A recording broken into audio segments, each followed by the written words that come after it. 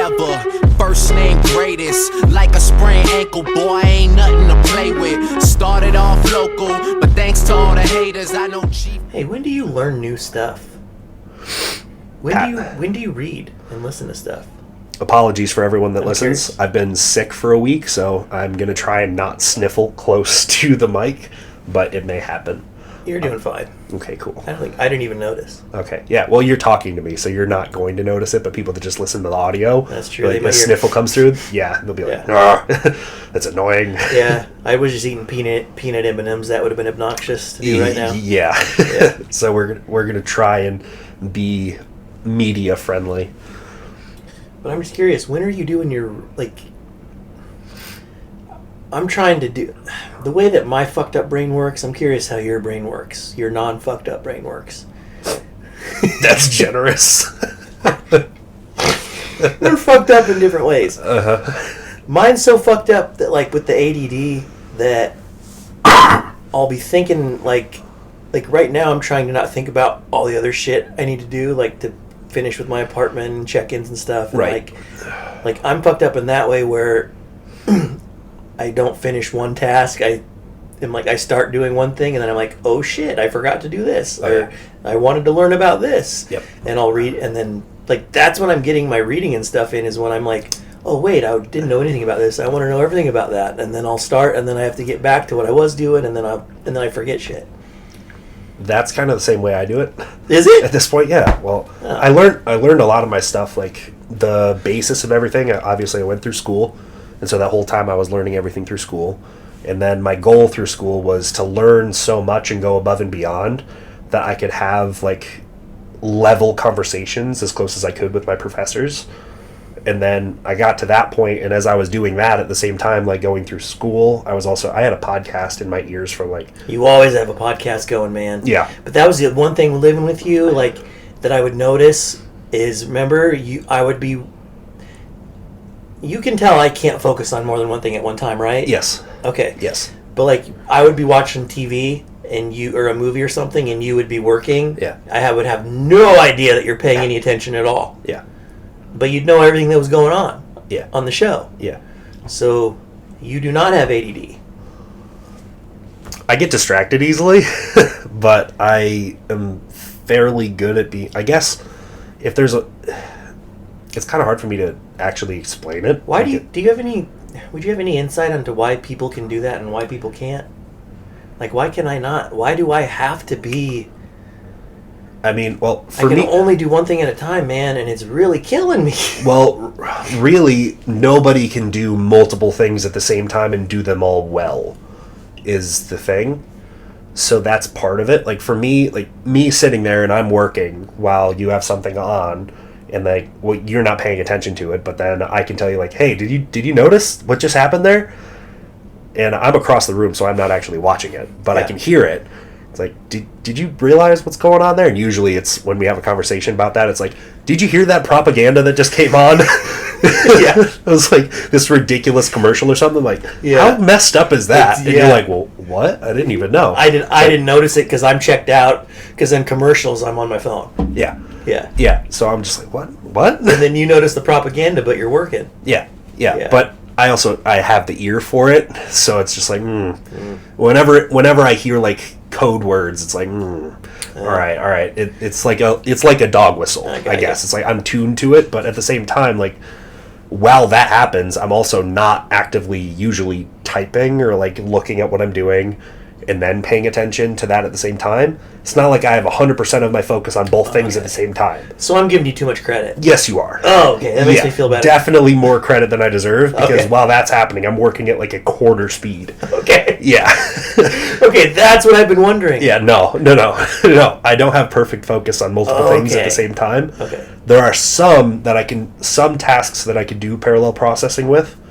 So, like, back to how I get my education in now. So, like, I got my base by always having something in my ear.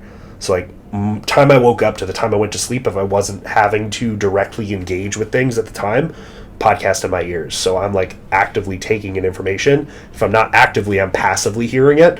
And then that's enough to, like, give me that, like, it gets the yes. ding, and I'm like, oh, okay, well, I'm gonna have to re-listen to that. So I'll either listen to something else that I can just not care about, that's gonna reinforce what I already know, so that I don't actually have to listen actively, and then I can listen to the active one later again. Yeah.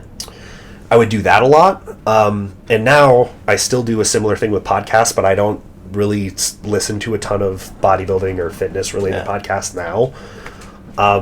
Did you used to? Oh yeah, that was what all of my listening was. All like throughout college, every single piece of media that came through me was bodybuilding, fitness, physiology, biomechanics, all of it. It's like that was it. Who were you listening to? Man. Mostly. Can you remember? I would spend a lot, and good shout out to Greg Knuckles and Eric Trexler. I would listen to the Stronger by Science podcast a lot. And so I would listen to it because that was like, back then, they were like 3-hour episodes. And so I would just put one of those on, and it would have multiple long form topics.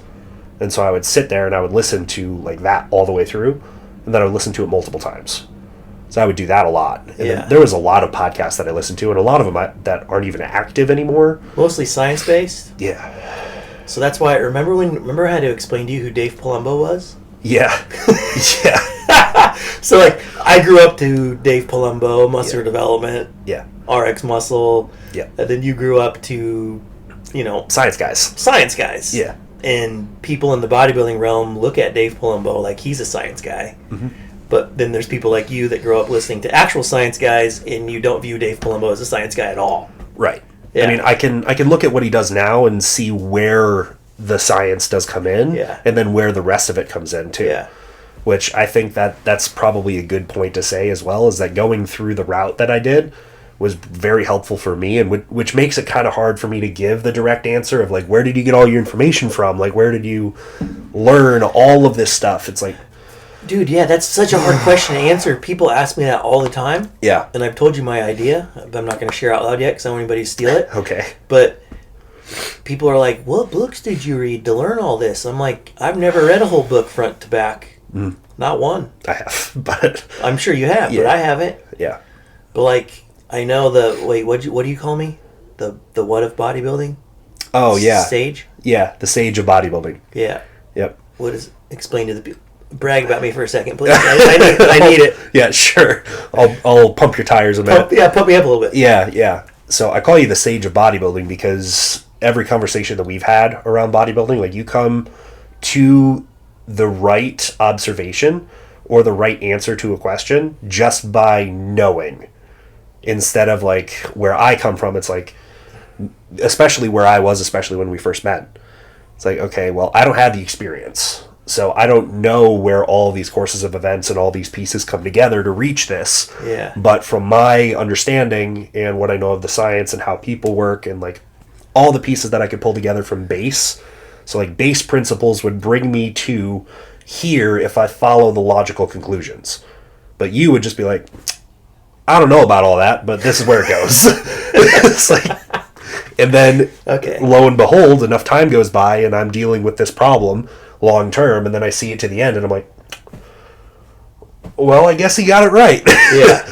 And that happened like over and over again, and every time we'd have a conversation and I'd bring it up and like, here's the evidence and here's the science and here's this, and it's like, well, I don't know all that, but this is kind of what happens. It's like, well, you kind of said the same thing without any of the science to it, so right. Like, yeah, but I know enough of the jargon. Yeah, even while saying jargon incorrectly. Yeah. Yes.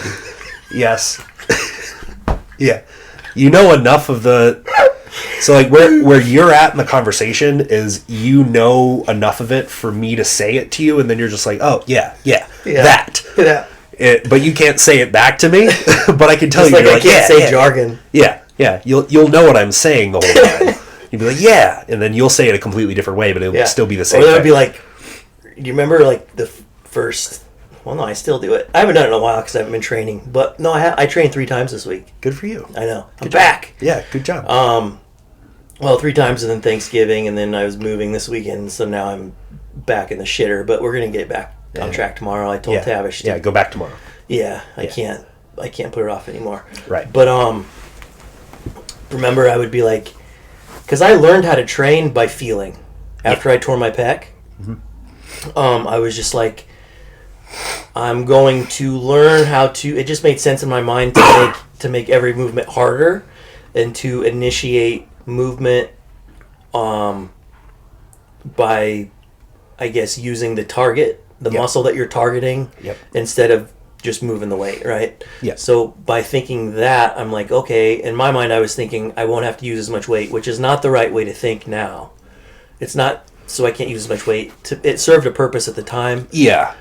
Specific one for you. Yeah, specific one for me at the time. Yeah. You know, now I wouldn't phrase it that way. Yeah. But that's how I learned how to train what I thought was correctly. And then I meet you, and I have someone where I'm like, hey, when I do this, this feels good. Why? Yeah. And then you'd explain to me biomechanically, or, you know, Yep. on an anatomy chart why, and I'd be like, that makes sense. So I am doing that right. Yeah.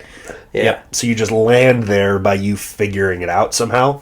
Yeah. And that's why I call you the bodybuilding sage. Yeah. Yeah. Yeah, you have all the labels. You got all the terms and the labels and the science.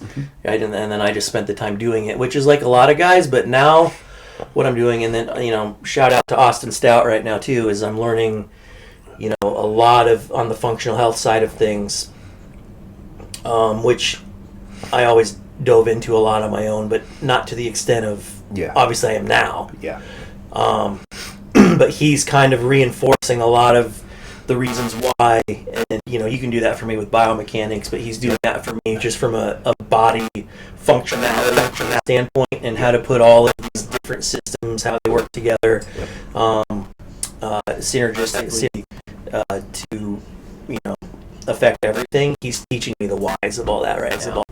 Stout rules.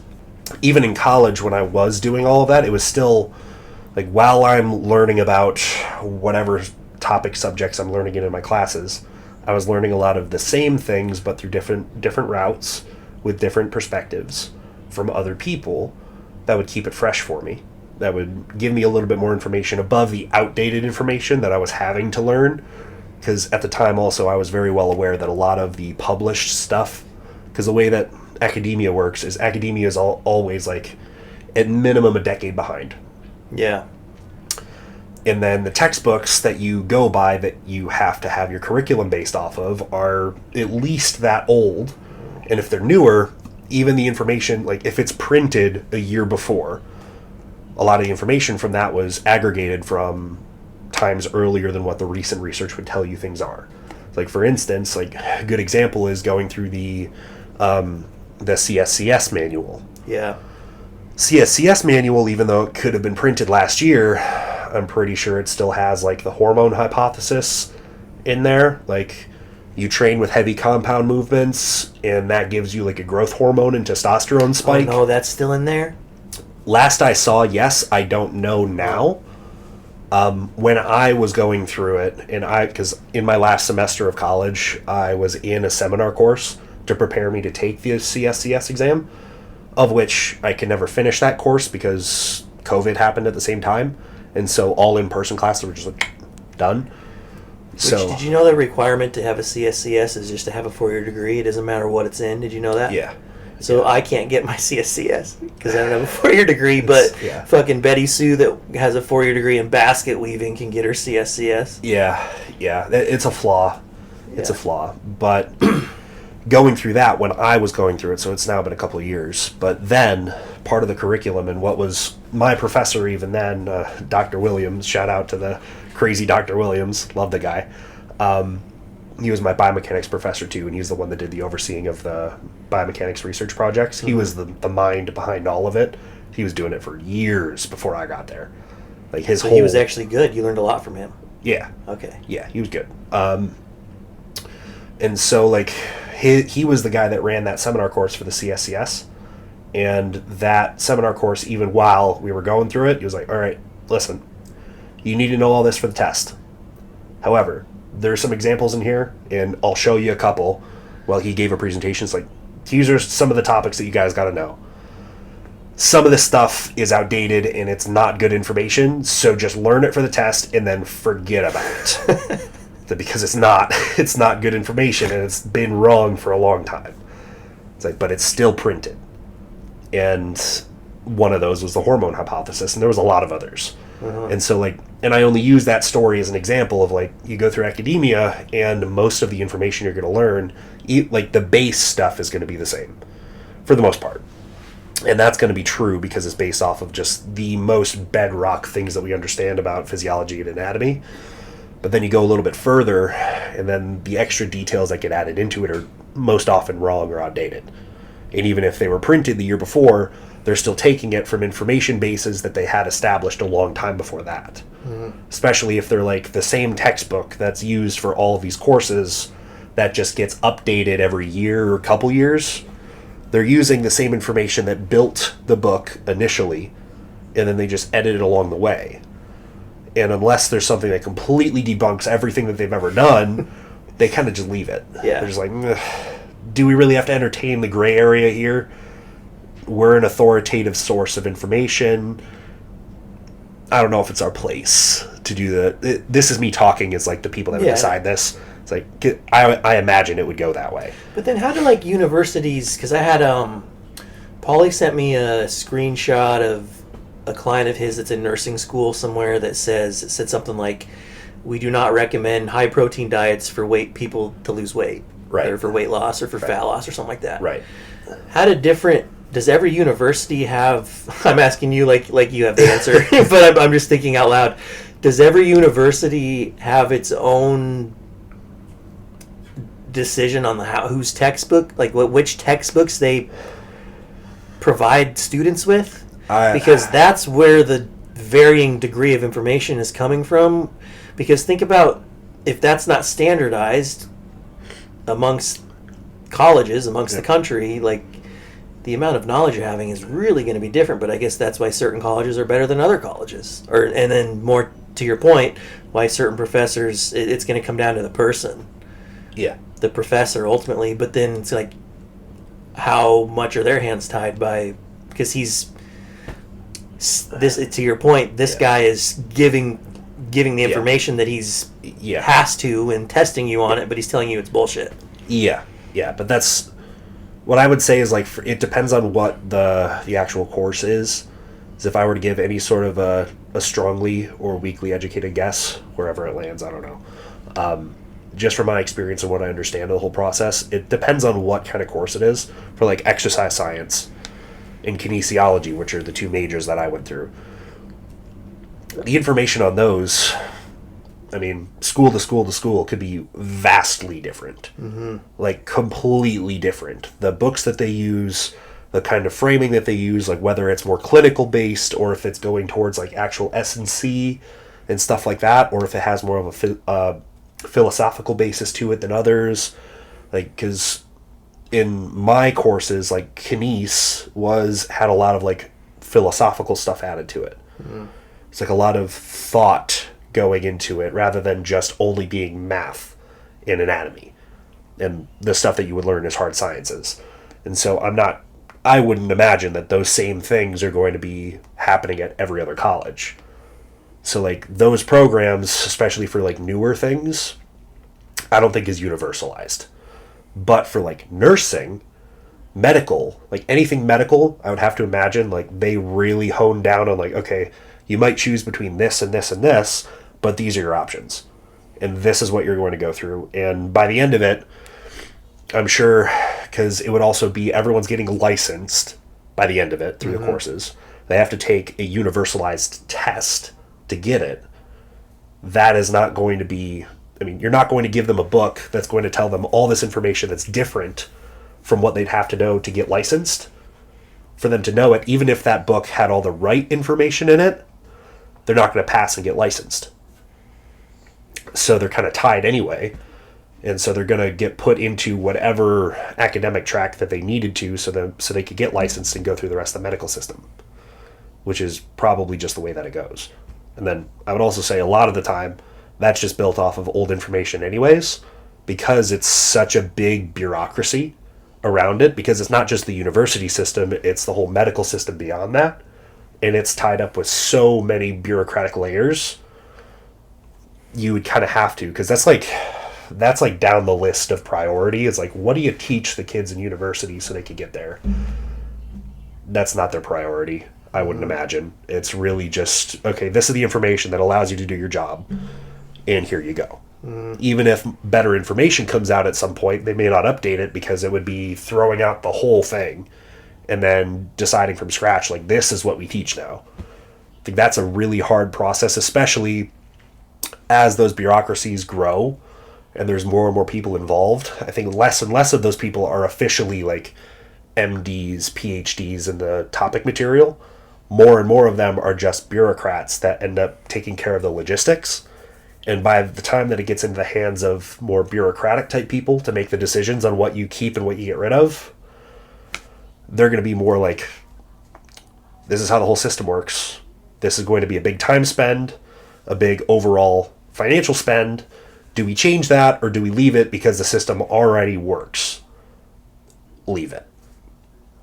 And it's not somebody that's tied that tightly into the material that they're like, oh, no, I don't care what the cost is. We need to fix this. No. Yeah, there's so many avenues I could go with this, but I'm not going to just for the sake of our own. Yeah. Yeah. Yeah. Yeah, wait, yeah. Yeah. Okay, we'll move Please. on from there. Please. Yeah. There's reasons why that's like that, and we'll just leave that at that. Yes. Okay, I wanted to...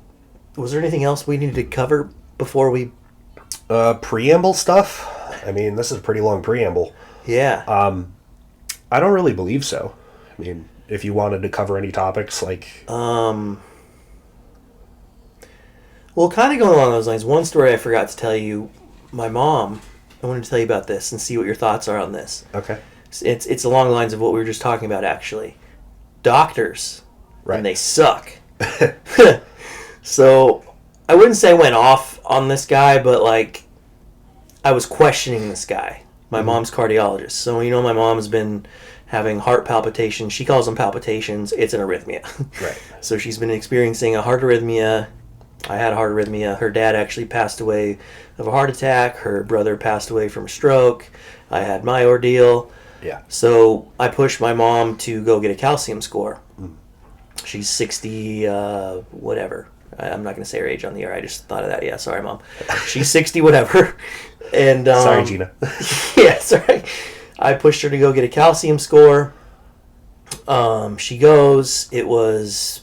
She doesn't mind if I say this. It was 67. Okay.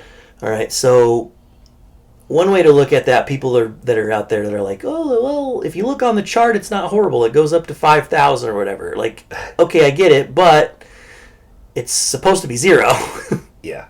You know? So anything, the way it makes sense to me, and I'm not a cardiologist, I don't claim to be a doctor, I'm not trying to play a doctor, Yeah. but, and neither are you, but... No. And we don't want to claim any sort of superiority in any way. Not in any way. No. I'm just asking the guy questions based off of what I think makes sense. Yeah. And she gets her calcium score at 60, whatever. I recommend to her primary doctor, who is a friend of mine, I'm like, don't you believe we should do an angiogram so we can get in there and see what's going on? Yeah. You would say that makes sense, right? Yeah. Granted, also on the calcium score...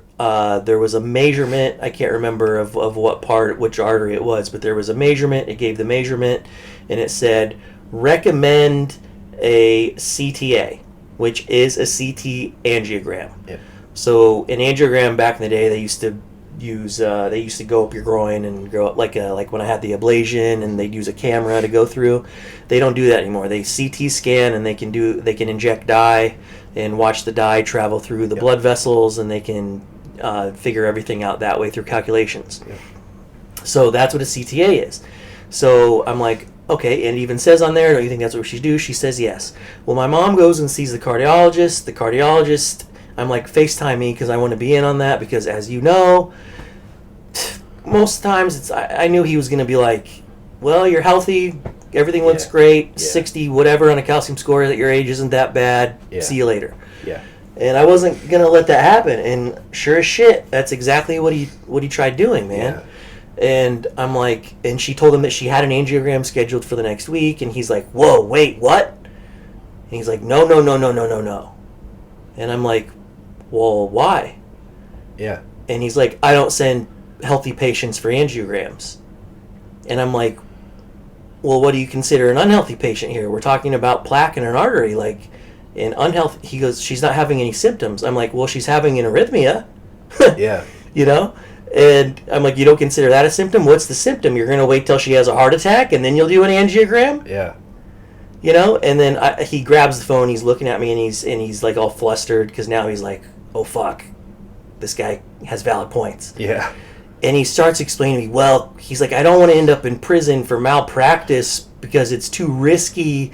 The dye could cause kidney failure. I'm like, dude, you just said she's a healthy person. Yeah. You know, is injecting dye in an angiogram, like, I've already looked up the statistics. Like, you're just rambling to the wrong person. Yeah. Adverse events happen in less than 1% of these. Yeah. She's a healthy individual, as you just said, which...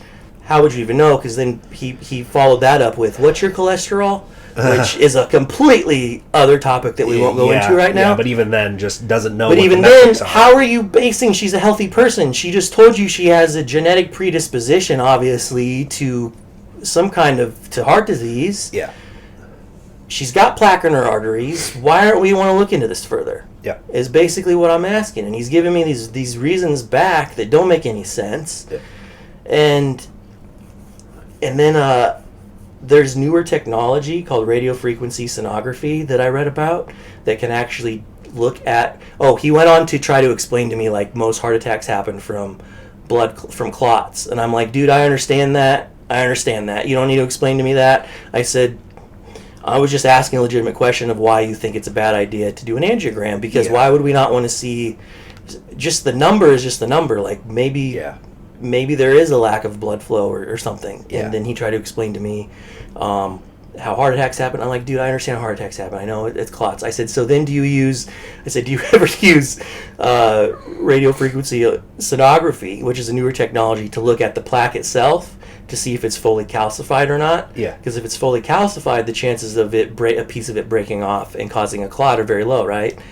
And so this can tell if it's soft plaque or calcified or whatever. And he just goes... I have other patients I have to move on and see. I can't be sitting here arguing with you. So you didn't even know what that was? He didn't even know what that was. Yeah. Yeah. So, again, I'm not I'm asking legitimate questions. Because, like, I'm expecting this person to be an expert. And, needless to say, she went and did the angiogram. Her kidneys didn't fail. Lo and behold, she's fine. And, at this point, it's like... Just to my point is the point I'm trying to get out with this is you have to be the advocate of your health, because, like, my mom could go in there, like, I mean, correct me if I'm wrong, but my thinking is I want to prevent my mom not having a heart attack. Right. And, I know she's going to watch this, and I believe that we're going to look into this further. She's not going to have any type of blockage or anything like that, and everything's going to be fine. I fully believe that. Yeah. But I would rather know... Yeah. When I can do these tests to find out, then the alternative, which is sit, wait, do nothing, like this guy says, and she has a heart attack. Right. Am I right or am I wrong? I mean, I don't see any hole in that. I mean, the only hole would be the one that the doctor tried to poke into is, well, there's risks to doing all these tests. Okay. But what is the relative risk between doing them and not doing them? Yes. It's like if you're making the assumption that this person that you're looking at is healthy, but you have a reason, especially with family history, significant family history of heart problems to start with, and then some indicator that there may be something, you at least want, like, if you already have 2 of those, you're like, okay, well, that's a reason to be concerned. And then there's the arrhythmia. That's 3. There's 3 reasons to be concerned. You have a test that already gives you a little bit of a flag. It's not anything major, like he said. It's like 67 is not crazy. It's like, right. As long as we don't build upon that, she's going to be fine. Right, but that's assuming that doesn't happen. Yeah. Which is not the way that goes. Yeah. It's like if your lifestyle and your habits and your predispositions are already going to, genetically or just lifestyle based, are going to lead towards more, you're going to want to know, like, actually what the problem is that's waiting for you behind that curtain, instead of just going like, I know the curtain's there, but I don't want to look. It's like, that doesn't help anyone, really. And so, to your point again, I think what needs to be the takeaway is everybody is an individual. Everybody, including the medical system and everybody that's in it. And so, being that as it is, it's like not everyone is infallible. We're all human beings. So there's going to be people within the medical system, your trusted doctors and everybody within there. Like, they're not going to know all the answers all the time. They may have a complex about it, like they're going to act like they do. That happens a lot. And if you're not willing to actually do the extra groundwork like you did, to know what the next steps are and what kind of the relative risks of all these issues are and what you should do and what the tests are, if you don't know those things, then you can just get told what is, and then you never get any help, and then something like... Because how many times has this happened, too, where you think there's a problem, you go see a doctor, they're like, whatever. And then you go for a couple other doctors to get other opinions, and then one of them goes, whoa, what? Yeah. There's this and this going on, and you have a family history of this, and you were told not to look into it, and then that doctor throws a whole fit, because they're like, oh my god, this is ridiculous. Like, why didn't any of this get done? Why didn't they tell you? Yep. It's like, that's how it is, and that's a common story. Yep. It's like, okay, well, got to take that for what it is and know that. And that's especially helpful for people that'll listen to this and watch it in the bodybuilding world. Doctors don't really want to help bodybuilders. You know what?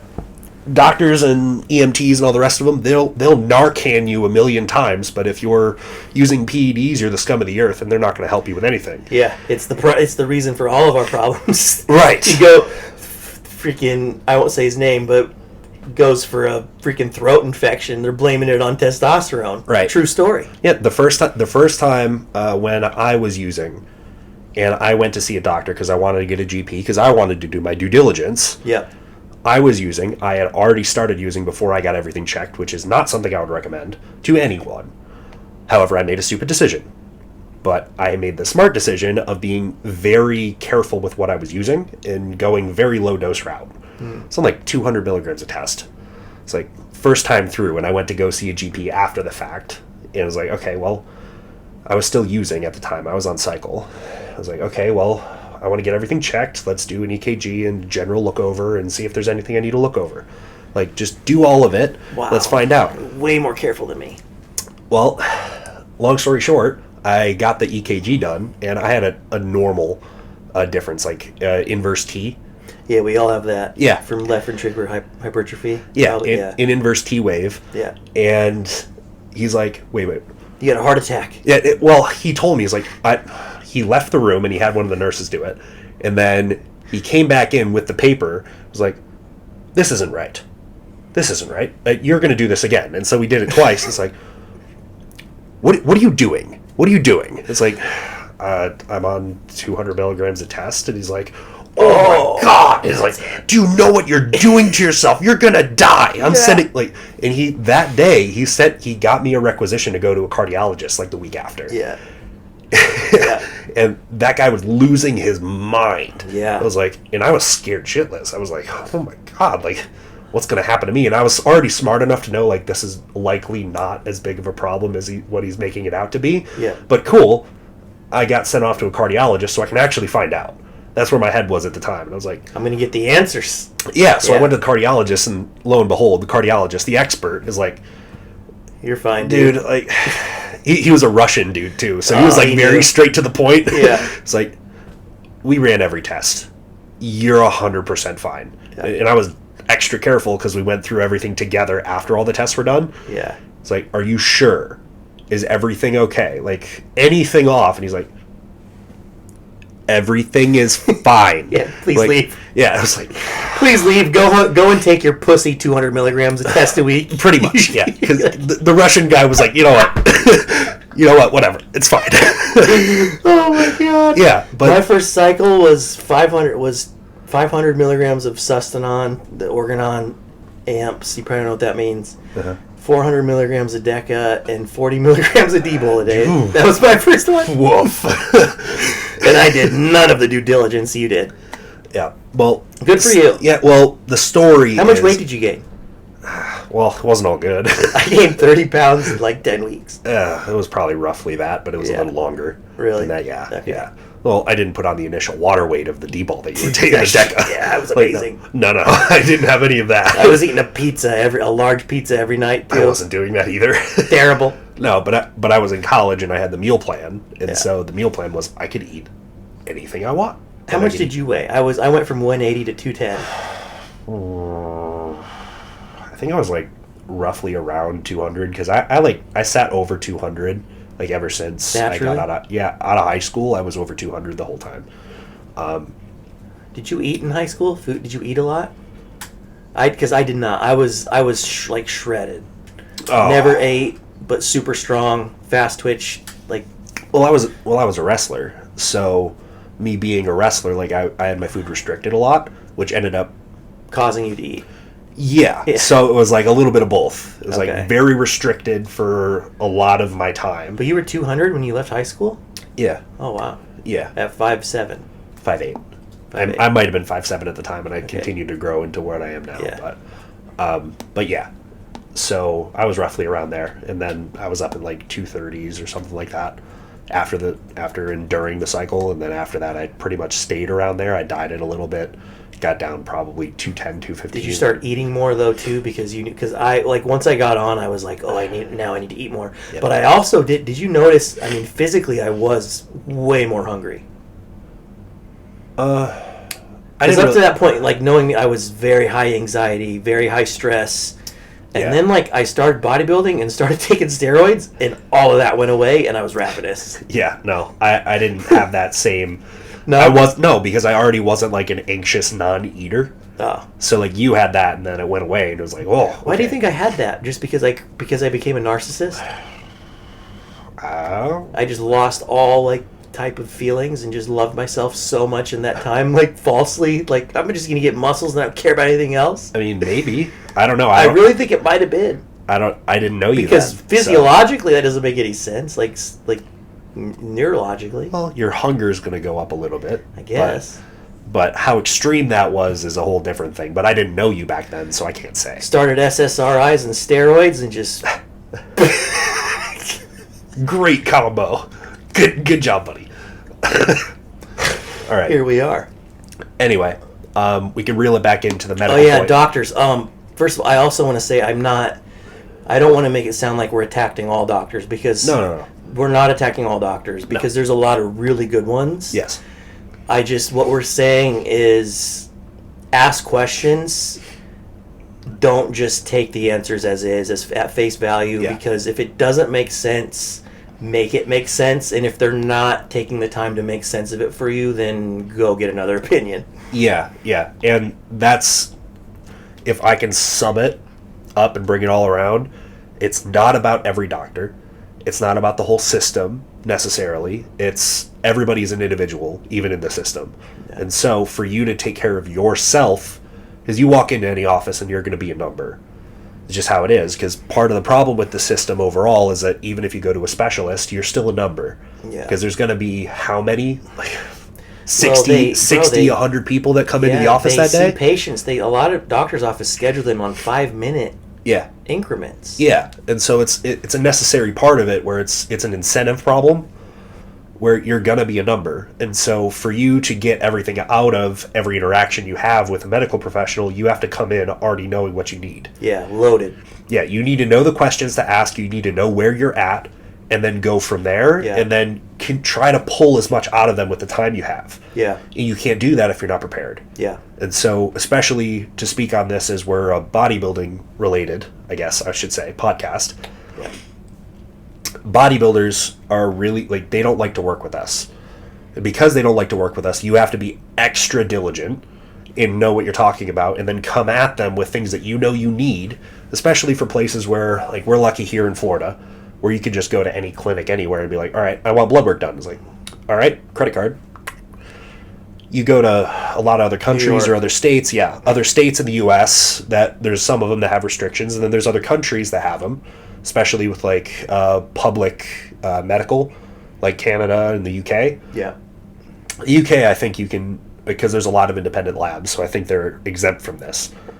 But if you have to go to like a GP or a real medical professional to get the blood work requisitioned, and then all the rest of your tests have to go through that channel, and you can't just show up to a lab and go, I want a CT scan. Yeah. All right. Well, you should be able to. You should be able to. Yeah. And it should be, even if you didn't have that option, you could go to your GP or whatever doctor you have and be like, I want to get these tests done. It's like, okay, here we go. Let's just do it. It's like, but it's not incentivized that way. And so you need to know that. And you need to go out and make sure that you know that and know what you need, and then go ask for it. Which, let's make a show.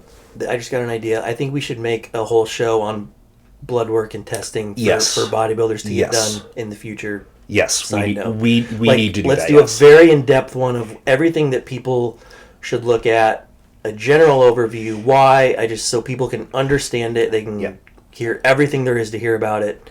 Yes. And anyways, continue. Yeah. So to make the generalized point, you got to be your own advocate, like Matt said.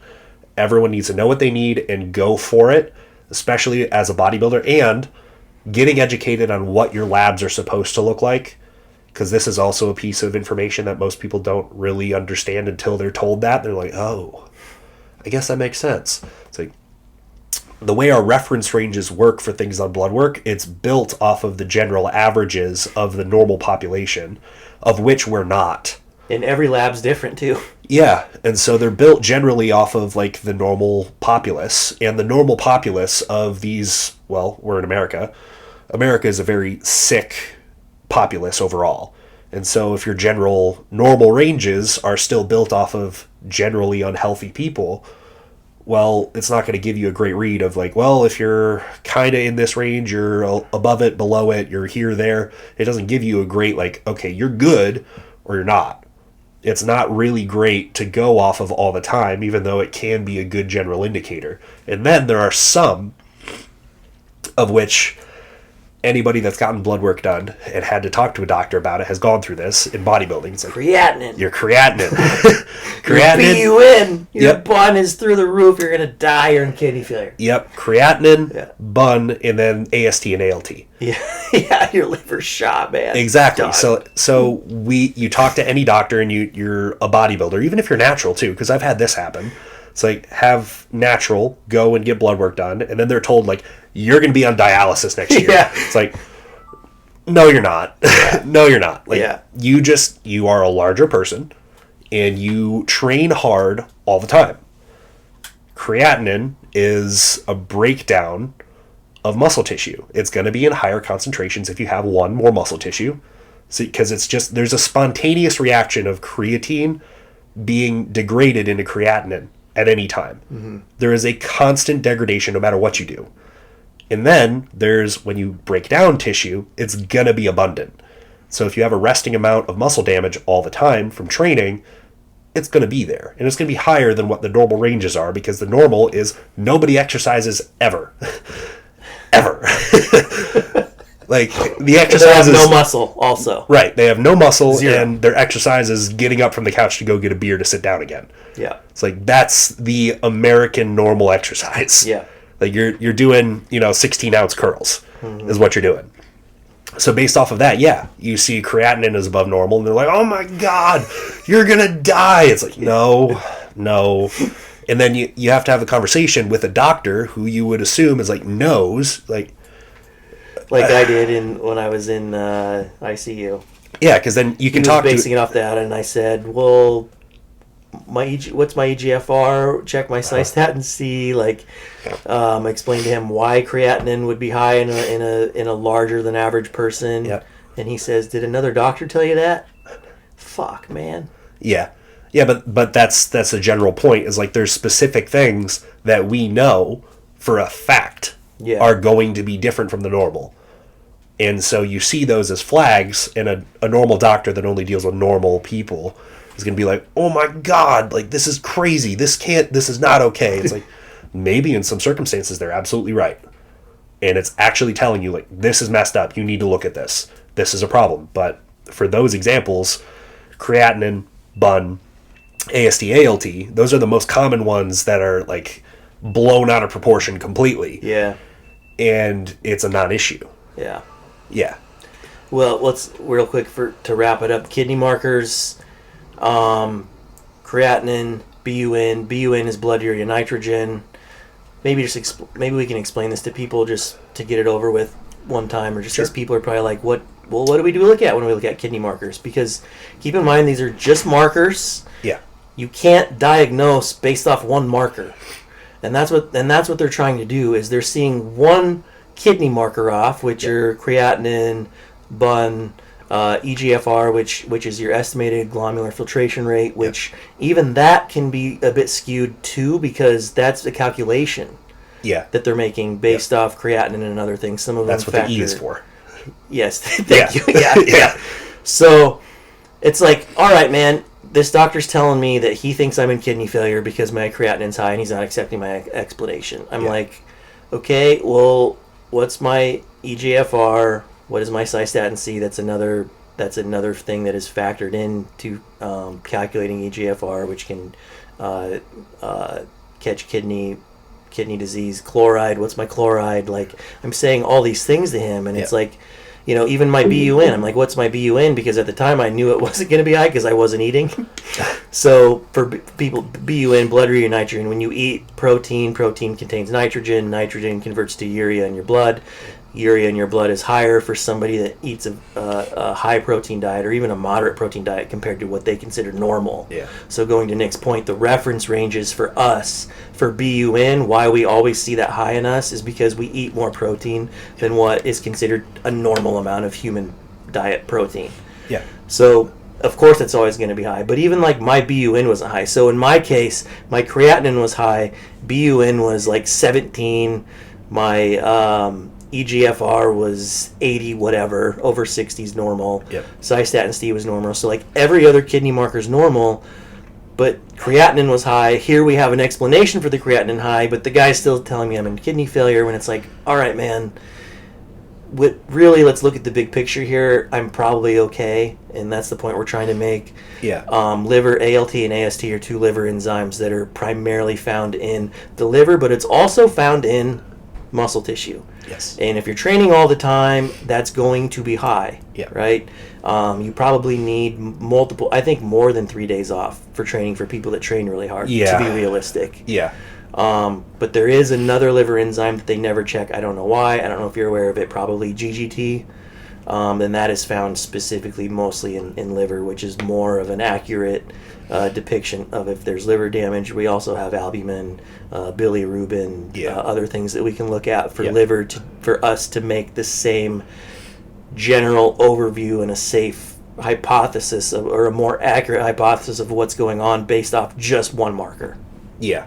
Yeah. And if I can make a separate point too that ties that in with the kidney markers specifically, is that because this makes a good example, is like the way that the medical system is done, especially because of the incentive structures and the quick in and out type deal. Like, they'll look at those numbers and be like, oh, well, they want to do their due diligence too. They do. Yeah. So what they do is they cover themselves, which is what they should be doing. Just go for the most extreme case. Well, yeah. So like you see the creatinine up, you're like, oh, well, okay, like there's a problem. Like we need to intervene on this. It's like send to a nephrologist. Right, but even then, it's like if they freak out about it, it's like, and you can give them a good reason for it, they're still not going to take it usually, which is kind of a problem. But at the same time, it's out of a good incentive. It's okay. Well, here's a problem. We're seeing it. Let's how are we going to deal with this? But the first thing they do is scare you to death. But what they're doing is they see that, and then what they're taking the number as is this is a direct 1-to-1. This is number high out of reference. That means kidney damage. It's like, no, not necessarily. That can indicate it, but the reason why is because you would have higher creatinine levels resting in your blood where they take the sample. If your kidneys are damaged, they can't filter that out very well. And so you see that. And so the higher number for a normal person, so if it's a completely normal person, doesn't exercise, doesn't do anything, doesn't have a high protein diet, whatever, if their creatinine is really high, it's like probably telling you something. It's like, one, they're probably severely dehydrated, first point. Yeah, yes. And then second is like they may actually have kidney damage. Yeah, they may have heart damage. Yeah. It's like that really could be the case, but they're running off of normals. Normal people with those issues, like, that's a more direct correlation. It's like, if they're seeing this on the blood work... It's a great point. Yeah. Because normal people, when they're normal people meaning non-bodybuilding PED population, going into the doctor and getting a blood panel pulled, they're not seeing anything off. And if they are, it's going to be very abnormal. Yeah, and if they do see something that's that off, it usually is like, well, this is an organ problem. Yeah. Where it's coming from is a different deal, but there's a problem here. We're seeing it. Let's fix that. Yeah. Okay? So it's normal, and it's built off of like them actually wanting to do their job and wanting to help, which is great. But that one-to-one correlation doesn't work with bodybuilders because we are different. We are fundamentally different with the way our lifestyles are, how much tissue we hold, the stresses we put our bodies under. Like, everything is very different. And so having to go in there knowing that, you can get scared to death very easily. Yeah. And I just want to cover this point off again, is that having those numbers high, usually dehydration, for people like us, is for whatever reason, it's very important. Most of us suck at it. Hydration is usually not there when you get your blood taken, and we see that in a lot of different variables that pop up that way. Because they're doing it fasted most of the time, too. Yeah. Yeah. Yeah. And so we have that problem, but then also that one-to-one correlation for whether or not you have like kidney damage by seeing high creatinine is not there, because it's not necessarily that your kidneys are damaged and therefore you have higher creatinine. In a normal person that does nothing and has none of these other lead-ins to having the high creatinine, possible. Still possible for a bodybuilder because of the things we do to ourselves, but we have those other things that lead into it, which will make it a higher overall amount that's going to be in circulation than a normal person. Yes. And so our kidneys could be working at 100% efficiency, working perfectly fine, but we will have higher numbers, which to a doctor that deals with only normal people will still look at and be like, your kidneys are failing. Yeah. Like, you are going to be on dialysis next year. It's like, hold up. Your kidneys could be 100% fine. They're just not able to keep up with the massive flow of this damage that you're creating. Well, they are keeping up.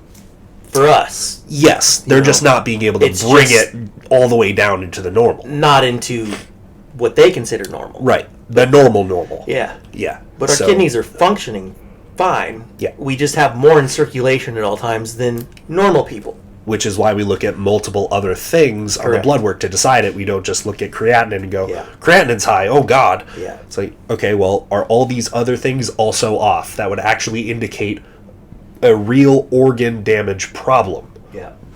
Yeah. And we have multiple next steps that we could go through with the blood work to then test to see if there are, which the basic panels don't cover.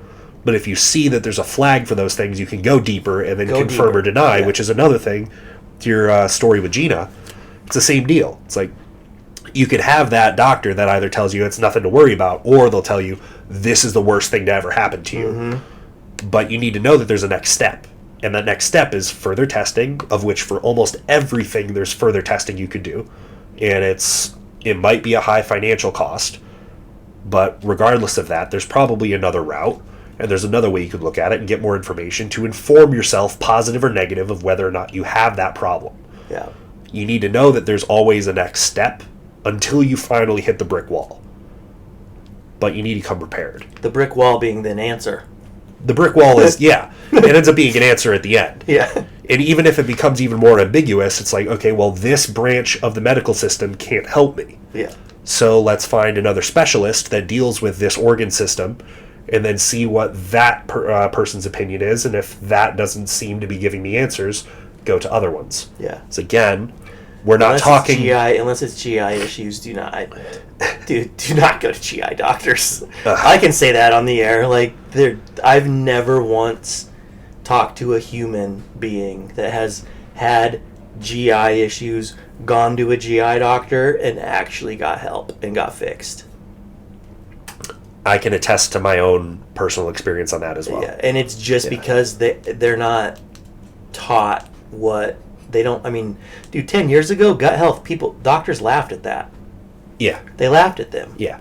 And now, in 2022, we're finally, gut health it ties to everything. Ties to everything, and most people know that by now. Yeah. But these doctors are not trained in that area, and some of them refuse to adapt and learn new things.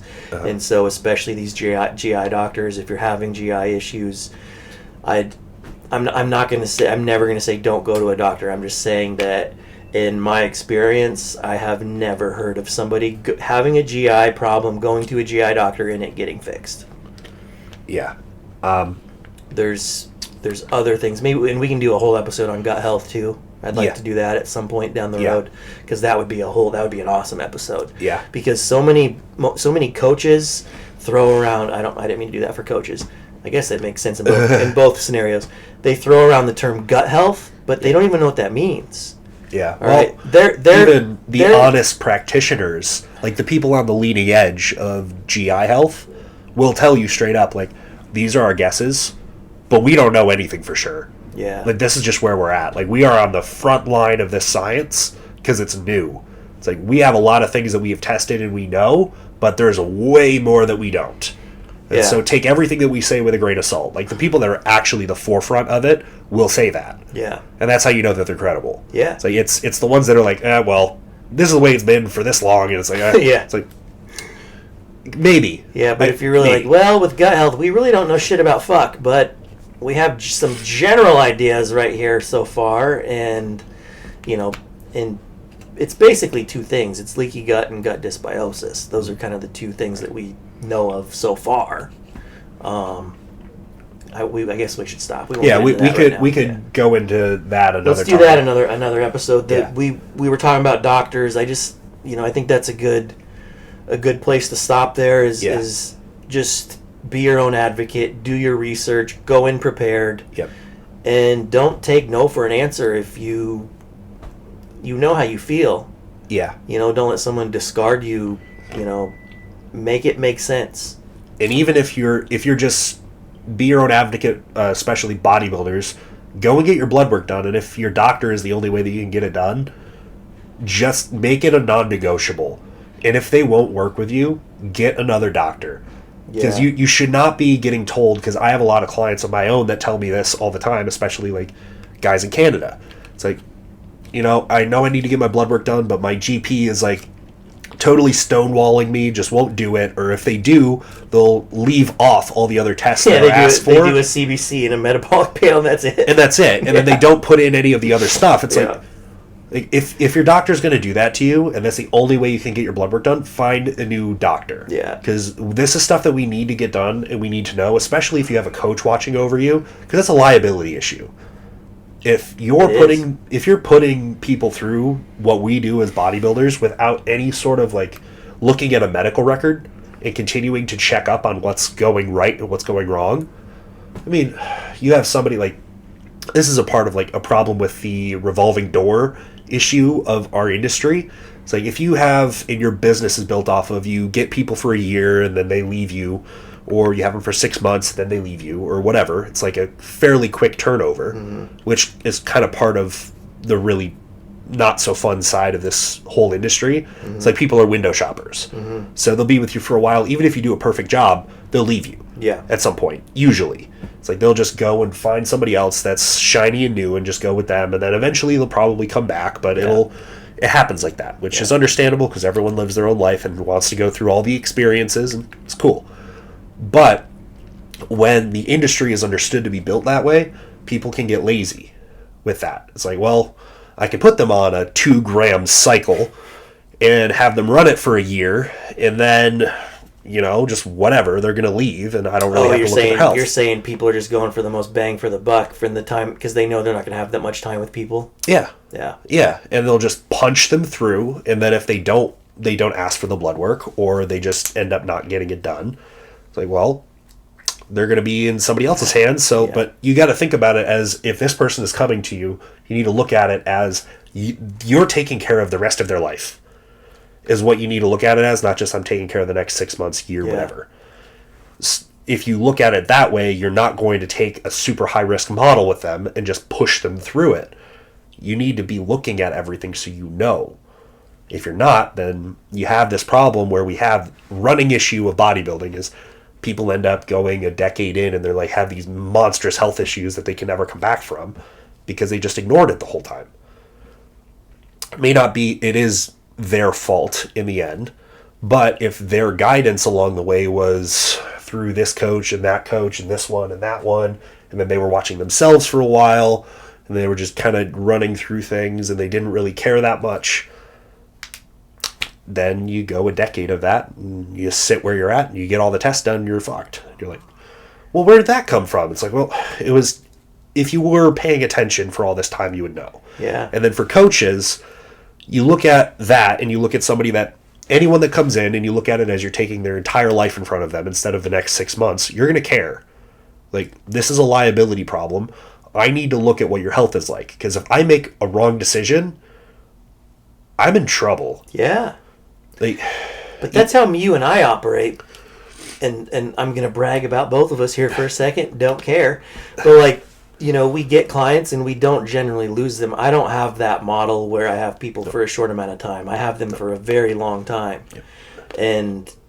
And to your point, it's because, and to be honest, man, you're saying all this stuff and I'm sitting here and I'm like, holy shit, there are people out there, coaches, that do think that way and do that. But that, like, would never even cross my mind. Yep. And again, you're saying things out loud that I'm always am, like, subconsciously doing. I just haven't had the thought process and say it out loud. But like, that is how things should be handled as a coach. I love that point. Looking at it as I have, you know, the rest of this person's life. The things that we are having these people do are going to impact them for the rest of their life potentially. Yeah. 100%. There's a potential, always. Yes. Any misstep can be a potential long-term issue. Yeah. You got to look at it that way. Every single change has gravitas. Yeah. And you got to treat it that way. Yeah. And you don't do that if you can just kind of be like, yeah, they're only going to be with me for 12 weeks, 14 weeks, 16 weeks for this prep. Yeah. I mean, that's probably the worst case scenario. People that's kind of like the old model too, by the way. Like, before you got into coaching, I don't know if you knew this, but like most of us would just prep. Yeah, we just prep. We'd we'd do our own thing off season, and then we'd hire someone for this arbitrary amount of weeks to prep us, and then, you know, all they're thinking about is, I have no idea what this person's been doing all year long. Yeah. All I know is on this date, they need to be absolutely peeled, and they need to be full and dry and hard. Yep. And I'm going to do whatever it takes to get them there. Yep. Without thinking about anything else. Yep. Which is a benefit to all of us now, that especially because all the people that are big into coaching that put out information and not just coaches, they all recognize that to a degree. Even if they don't practice it necessarily, they'll say it. Yeah. It's like, you got to take care of everything and you want to be with a coach for long term so that everything goes properly. So that you don't sign up for the 16-week prep and that's it. And then it's like, well, I don't really know your history. I don't really know what your blood work was. I don't know of any issues really that you didn't, because people can withhold whatever information they want. Yeah. So they could have kidney failure and be like, everything's fine. Yeah, you don't know. Yeah, it's like, everything's fine. They're not going to tell you. It's no problem. Yeah. It's like, they could have gone to the coach before and then told them that and be like, no way I'm doing this. It's like, you're a liability. I can't do that. Yeah. And then they're like, oh, well, I really want to do this prep, so I'm not going to say that to the other guy. Yeah. And then they don't say it, and then they're like, all right, well, you're in this spot, you need to be here by then. Here's your 2-gram cycle, and here we're going to go. And then you end up having a problem down the line. It's like, whoa, well, how did that happen? It's like, well, and then the coach also, if the coach is trying to be responsible, they wouldn't do that. They would actually say, like, well, you want to do this prep. Are you in a good spot or are you not? Are you going to provide me the information to make that decision or are you not? Yeah. And if they don't, it's like, sorry. Like, that's how it should work, but then there's a financial incentive too, which muddies things. And then also the same thinking of, well, am I just going to have this person for a prep because that's the way they think? Yeah. And then you just handle them for that time, and then there's somebody else's problem or their own. Yeah. And so you just do it because it's more money in your pocket. It's the same process as everybody else because it's usually cookie cutter model by those people anyway. Yeah. So it's just, you run another one through it, and then you'll never hear their name again afterwards. Yep. So I say this all the time, man. A lot of coaches in this industry, and not that we want to just keep talking negatively about the industry or coaches, but a lot of and it's not just coaches in our industry, it's the world as a whole. It's people get accustomed to easy money. And it's and that's just all it is. It's just, so take the time, whether it's a doctor, a coach, a lawyer, whatever type of expert that you're looking into for a service of that type, the person has to really give a shit, and that's probably the most important thing. Someone asked, let me ask you this, and then I want to get into kind of the outline of the show. The outline of the show. Yeah. Jesus, I don't even know how long, and who cares? Yeah, we gave some good information. But this is how we are. This is how we are, yeah. We gave some good information, I feel like. Who cares? What was I saying? Shit. You're going to have to help yourself on this one. Dude, I completely blanked. You didn't want to talk bad about coaches for the whole time. You want to talk constructive. Maybe I want to ask you a question on the yes. Me, Cameron, and Jacoby do that live every week, or we're trying to do it every week. And someone asked, what are the top 3 characteristics in a coach? And I think number 1 is they have to care. I want to hear what your top 3 would be. I said, for them, number 1 is they have to care, because to our point, everything we're saying right now, if you care, you're going to take that time to learn as much, because obviously knowledge is up there. Obviously, you need to have enough knowledge to make the decisions that are in the person's best interest, but you're not, if your number 1 driving priority is their best interest, then you're also going to get the knowledge as a byproduct of that. As a necessity, yeah. Yes, as a necessity out of that. So they kind of go hand in hand. Yep. And then I said communication would be 3rd. Because, as you like to say that I stole from you, as I've stolen many things from you, coach the person, not the process. Yeah. And that goes into, how are you communicating with this person? Yeah. Like, get to know them, learn how to communicate with them, set expectations, whatever that may be to communicate effectively with that person, figure it out. And then coach the shit out of them. And so I'm curious to see, now that I was buying you time to think about it, what would your top 3 be? I think I would agree with that top 3. Yeah? But I would say if I could put one laterally to the list, because it's equally as important as all 3 of them, is the ability to make actual accurate discernment between things. Because each one of those is important. Yeah. You have to care, you have to be able to communicate, you have to have the knowledge to do what you're doing. But you need to be able to discern what decisions you're going to make with how you communicate, what information you're going to take as valid or invalid, applicable or not, and then how much you're going to care needs to have a boundary as well. Because you can't let it overrun you. You need to actually have genuine care for the person and how you're taking care of them, but you can't let it overrun yourself to the point that you're over catering and it just becomes a coddling process. So, laterally speaking, top 3, still in that order, you have to have discernment. Because you could have all 3 of those, but you could also not do your job very well with those 3 being there if you don't know how to make actual discernment and then act upon it.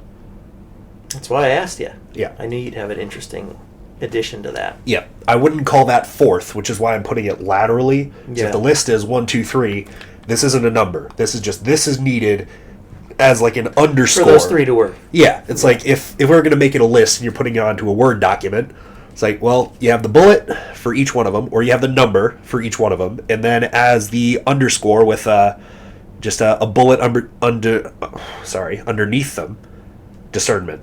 Yeah. Number 2, discernment. Yeah. Number 3, discernment. Yeah. And then you could go categorize it by that as what are you discerning between? Yeah, I like that. Yeah. I like that addition.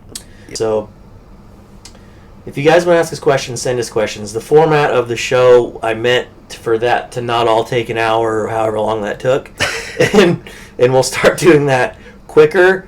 And then I want to take a couple questions that we'll ramble about for however long, and then a bodybuilding topic. And the questions could be a bodybuilding topic within that. If the questions are bodybuilding, I'll think of, my brain will think of something else non-bodybuilding related to talk about. Yep. If the questions are non-bodybuilding related like they are today, then we'll make a bodybuilding one to talk about. Yeah. So works for me. Work for you? All right, this person asks, how to establish a strong network. For example, the Team GLOFF community. Okay, so I talked about this on the podcast already, is that for the most part, I put the groundwork in, and then it just became its thing. By putting the groundwork in, let me talk for a second. Go for it. I don't think you or I ever went into this with that question, ever. I think that's the wrong question to ask. Mm-hmm. I don't know what the right question to ask would be, but you and I have never thought about how can I build a strong team or a strong network or whatever. We're just thinking about what is our job as a coach. We just spent an hour or 3-4 episodes, however many we've done, explaining what we do as coaches. Yeah. How can we provide the best service how can we be as good as we can possibly be at our job? Yeah. And that's really all I've thought about. And then how do I deliver that to every person that I have? And then that's all I've ever really thought about from there. And I'm not like the end-all be-all of coaches by any means, but I will say this. Oh, shit, that reminds me real quick. This is going to tie into this. Okay. I started a group chat. I saw. Dude, I was It's a hit, bawling. huh? Bro, I was bawling my eyes out and laughing, and and I didn't think it would turn into anything like that. Yeah. But like I started it because it's easier to make announcements. I'm like, hey, I'm moving this weekend. I'm not going to do any of your check-ins till Monday. Yeah. Okay, just to let them know. Yep. Also, I'm sorry, it wasn't. It was because of Thanksgiving. I'm sorry, but I wanted to have that so I can make announcements like that. Yeah. Like, so happy Thanksgiving. Eat if you're not in prep. If you're in prep, sit this one out. Sorry. Yeah. And then it was, I'm moving this weekend. It's just nice to have it. And then, dude, it turned into people saying, hi, my name is this. Yeah. I'm from here. Yeah. I met Matt this way. He did this for me. And it was like, they just kept rolling in, Yeah. dude. And like, I woke up Thursday morning and just reading them, and like a lot of them were funny, like stories, and just like, dude, I really needed it, man. Like it That's was, like I'm getting emotional now, but like it was, Yeah. It's awesome, man. yeah, I'm glad you finally did it. yeah, Because you were thinking about it for a long time. You just Yeah. never finally put all the names into a chat and sent it. yeah. It's just the time. Yeah. It was just We were talking about it for 2 years. You're like, that's a great idea. So I think I'm going to do that. Yeah, and it's like anybody that knows me now knows, like, finds the humor in that. It's just Yeah. getting me to do such that task that really doesn't take that long. No. It took me no. it took me like 5 minutes maybe. Yeah. But just like I get so overwhelmed of whatever my current task is, and then I get sidetracked from that one and do something else. It's like to take the 5 minutes to do that was like, Yeah. but I did it, and man, it really made me realize, okay, I think I'm doing all right. Well, that makes you a better example than me for this, because what did you do? You helped all of these people to the best of your ability for so long, and then you created this. And now everyone came together, and then they all like you. Really, I would assume the majority. There's probably some that don't. Probably something that But the majority of them you've had, because you also take care of people, so they've probably been there for a long time with you. Even if they had to drop off for a time, they probably came back, and they're there with you now. Have them in the chat, and then they start telling everyone, because they're all mutually tied together because of you, start telling the story about how you met, or like what you've done to help them, and that's all you did. You really that's all I did. That's why I think of it, man. Like that's I'm all like you did. that's all I do. Like I don't think it's a big deal. And, No. but to read the stuff that people are saying, like it's a big deal to me. Yeah, and it should be. But that's also like the question that's being asked by the listeners: how do you build a community like that? You don't, because I've been in circles of people that think that way. It's like, how do I build this? And the question being asked is like, it could be either, that's really cool, and I want to do something like that myself and have a real genuine impact on people, Or it's, I want to build that because it looks cool and I think people could use that, but I want it for my own gain. It's like there's two different ways that could go. Yes. It could come from the same central point, but there's either like this is a business offering, or this is just something that I want to have develop into its own thing based off of just who I am and what I provide to people and the kind of community that I would like to be in and the kind of place that I want to see people gravitate to and love being. And you create that not by trying to make it happen. Because you trying to make it happen and being the super Mr. Positive and, you know, like, let's build this thing together, guys. It's fake. Like, it's fake. And even if you're actually genuine and you want that, if you put that energy into it, it's going to fail. It will fail. Because people don't like that. Yeah. It's like, it's the same thing as, like, I don't know, anybody in any sort of corporate anything or in school of any level. It's like icebreakers. Mm-hmm. It's the same thing. It's, okay, well, nobody likes to do the icebreaker game. Yeah. No one. Yeah. No one. You know why? Because, we're going to do this thing, and it's going to be happy for everyone. There's an agenda behind it. Yeah. It's like, even if it's well-meaning, it's like, you want to break the ice and have everybody play nice and, you know, get to know each other. Like, you go around the circle, and everyone says who they are, where they came from, this, that, the other, so that you can become relatable. It's like, but you do that, and, like, everyone that would be able to be relatable to one another is just like, yeah. Do I really need to do this? Yeah. It's like, I don't like talking about myself. I don't want to talk to all of you in front of this person that's all extra happy and joyous. It's like, yeah. You're the guy, if you worked a corporate job, you'd be like, my name is Nick GLOFF. I'm 24 years old. I'm from New York, and I'm a bodybuilder. Yeah. Yeah. Next. Yeah. It's like, fuck this. Yeah. What else do you want from me? Yeah. Is the energy. They'd be like, oh my God, no way. You're a bodybuilder? And then you're like, ugh. Yeah. Want to arm wrestle? It's like, thanks. I've only How heard much that. You bench? I've only heard that 1,000 times. Thank you for asking that question. Dude, when I used to work at Wells Fargo, people would ask me, like, I'd go to lunch, and people would be like, Are you a WWF wrestler? Yeah, bro, I'm a WWF wrestler, and I work here during the week. And I go to Monday Night Raw. I fly in my private jet to Monday Night Raw. Actually, got to leave here in 2 hours. Yeah. The fuck? Or do you play football? Oh, yeah, I play one. football for the fucking Kansas City Chiefs on the weekends, and I'm here at Wells Fargo all week. Right. The fuck? Right. But anyway, like, to the question is, it's the icebreaker game is the same as, like, you being the person that wants to create this community, and you're putting that over happy, positive energy to try and make it into a thing. It's the same person as the group leader or honestly, best word for it, group leader. It doesn't matter where it's being done.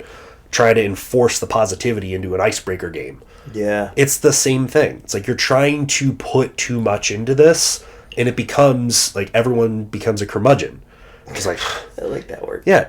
Well, seriously, it's like, because I would be one of those people. Like, if I'm... Yeah, you would. Yeah. If I'm getting pulled into, like, if I wasn't me, but I had all the same characteristics of me, walking into the Team GLOFF group chat, I would be silent. I'd be like, all right, cool. Like, I'll just let all these other people talk and do whatever they're going to do. I'm just going to be silent and observe everything. Yeah. It's like, 'cause that's who I am. And so that's when I'm not the leader of something, I just sit back and I observe, which, you know, just is. And there's a lot of people that are like that. It's like, if I, as the leader of it, was like, no, let's, like, this is it, guys. Like, yeah, come on. It's like, yeah, but I have, so hang on. I'm like that too, but why am I raising my hand? I'm like that too, but, like, and what I will do is I'll ask other people about themselves. Yeah. So, but it's not because, like, you know the saying, like, how do you become the most interesting person in the room? You become the most interested. It's not from that aspect of things. Yeah. I'm genuinely curious, like, hey man, what's up? What the fuck's up with you? What are you about? I'm trying to, like, figure that out as fast as possible. Yep. And I think you've said this to me at some point. You're like, I don't know how you explained it. You're like, you're just, what'd you say? You're just superficial enough that, like, yeah, you can, like, people will talk to you, but, yep. like, but really, I just genuinely fucking want to know, like, what are you about? Like, if humans came with a missions statement, like a company, I'm trying to get to that mission statement. Like, hi, what's your name? Who the fuck are you? Tell me about yourself. Like, I'm trying to get to that. Yeah. Yeah, what I always say about you is just the aside is that you're superficial enough and you have interest in superficial things enough that you can have a surface level conversation with anyone you meet, and you're easily approachable because of that, and you want to be that person that's interested, even though because I know you would rather just be like sitting in the corner just staring at everything, be like people watching, and say nothing to anyone because you're just like, these people, like, it's all superficial. I don't want to have this conversation with this person. But you're trying, like, you use the superficial lead in. Yeah, to see if they're superficial or not. Yeah, and then you try to get to that mission statement. Yeah. You're just like, you use the superficial because you're aware of it enough and you're good at it. Like, you could talk about shoes. You could talk about sports. You could talk about, like, what's that t-shirt brand you're wearing? Yeah. It's like, you know that stuff, and you're interested enough in that you can build a conversation off of the mundane stuff that people will just talk to you about. And then that leads you into trying to probe for the mission statement. Yeah, is the deeper level to see do we align or not. And you're artful enough at it because you're practiced that if they are just superficial people, then you're just like, oh, cool. Like, have a nice day. Yeah, you're just like, you walk on and you just take it as what it is. And you're like, all right, cool. And then they'll come back and talk to you again. Yeah. Because they had a good experience talking to you because you were interested, even though you didn't get to the level you were looking for. But then there's other people that you go and play the superficial game, and then they're already like, I don't like the superficial game. And you're like, oh. Like a superficial game either. Tell me about yourself. Like, this is just a game for me. What do you really want to talk about? Yeah. So that's just generally the way you are, but that pull it all back again to the question, how do you build the community? You just do your job well. You have, to the things that you talked about with Cam and Jacoby, it's like you care, you have the knowledge, and then you can communicate. You have those three. You present those things to all of those people as individuals the whole time that you have them, and then what happens? You put them all into one room, virtually, and they all get along, and they have all these nice things to say, and like this is their experience, and then it just all comes out at once. And that's the community. But that was built off of all the one-to-one interactions of you and each one of those people that went the right way. Yeah. You can't have a real, genuine, positive community built off of real trust and things that we actually value and would see, because even if you had the same exact things happen with your group chat, but it wasn't really deep and meaningful, and you didn't really take care of these people out of good intentions, like, you would just be like, cool, like, whatever, like, cool, great.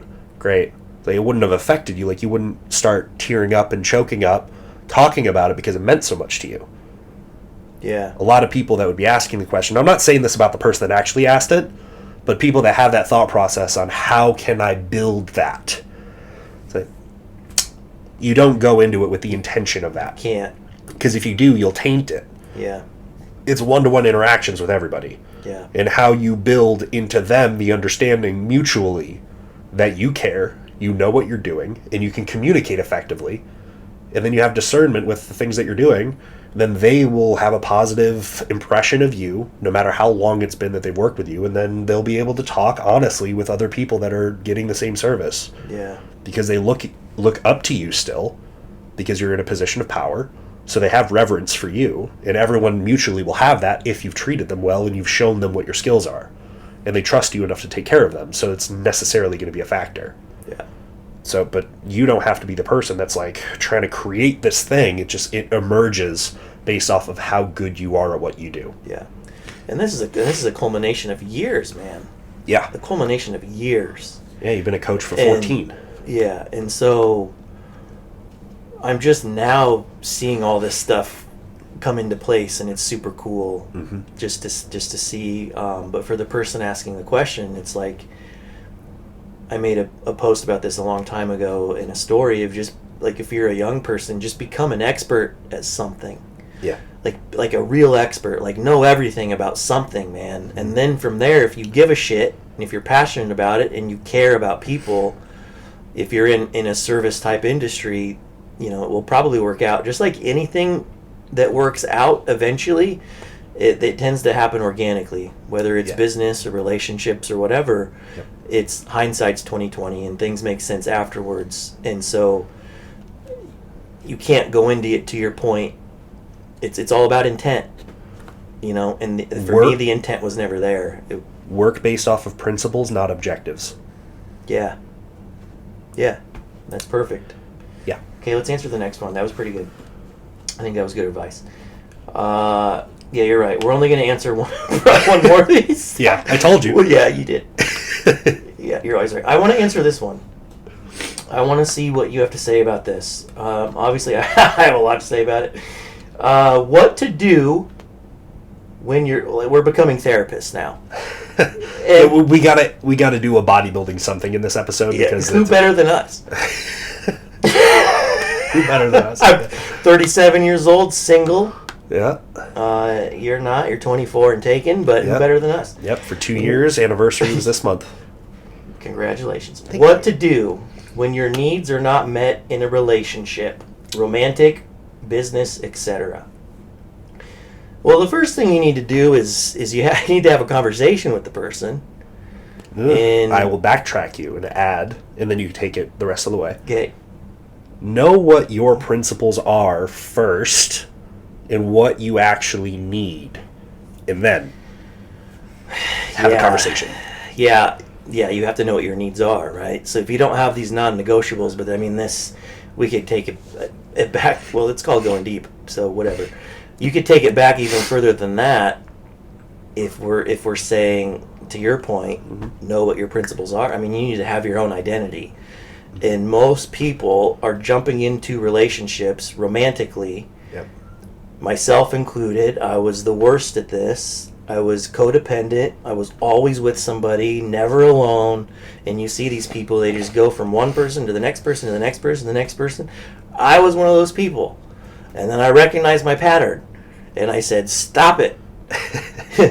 Be alone. Yeah. Figure your shit out. Find your own identity, because codependency, if we really think about it, stems from what? Lack of self-love. Yep. Right? And most people are jumping into relationships and they fall in love in 2 seconds. Man, you don't know someone that fast that you love them.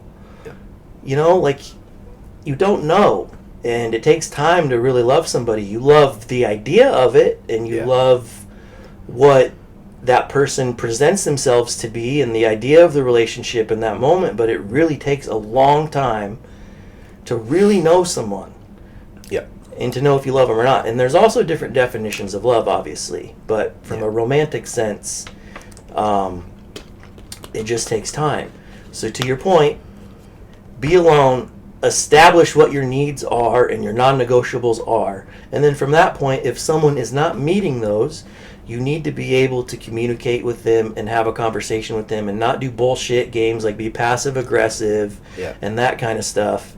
Be able to sit them down, have a conversation with them, and address that, and tell them what your needs are, and then take it from there.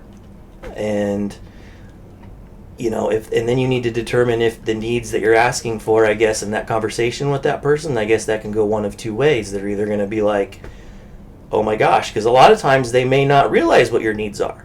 They may not know. Yeah.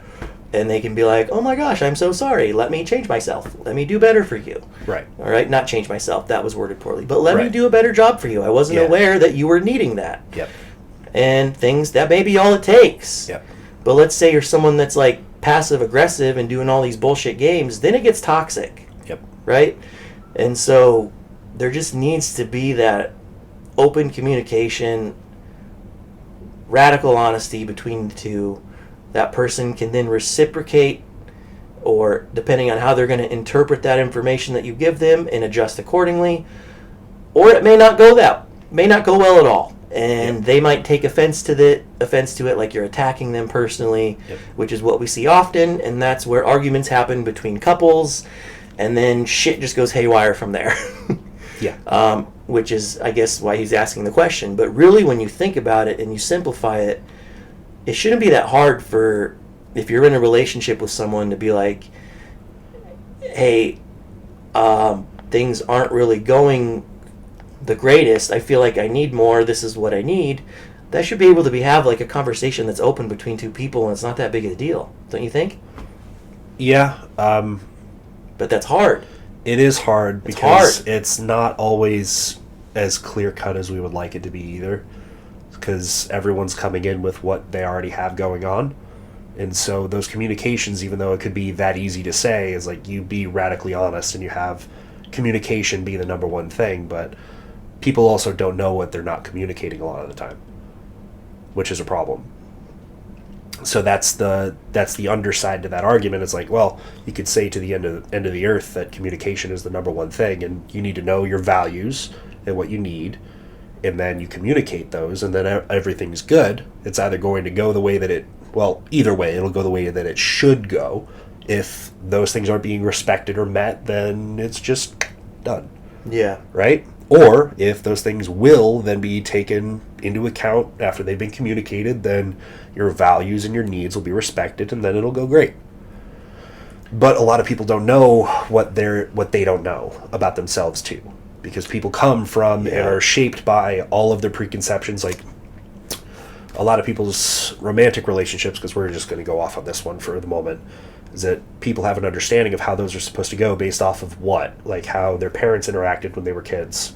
What are the statistics on how many marriages break up into divorce? What is the statistics on how many of them stay together even though it's just for the kids? Yeah. How many of those have like really dark underbellies to those relationships that maybe you are privy to, or you have a feeling of, because when you're a kid you have an intuition that isn't tainted by your expectations of the world. Yeah. So you have those things that kind of get ingrained in you, and you see, like, you observe everything.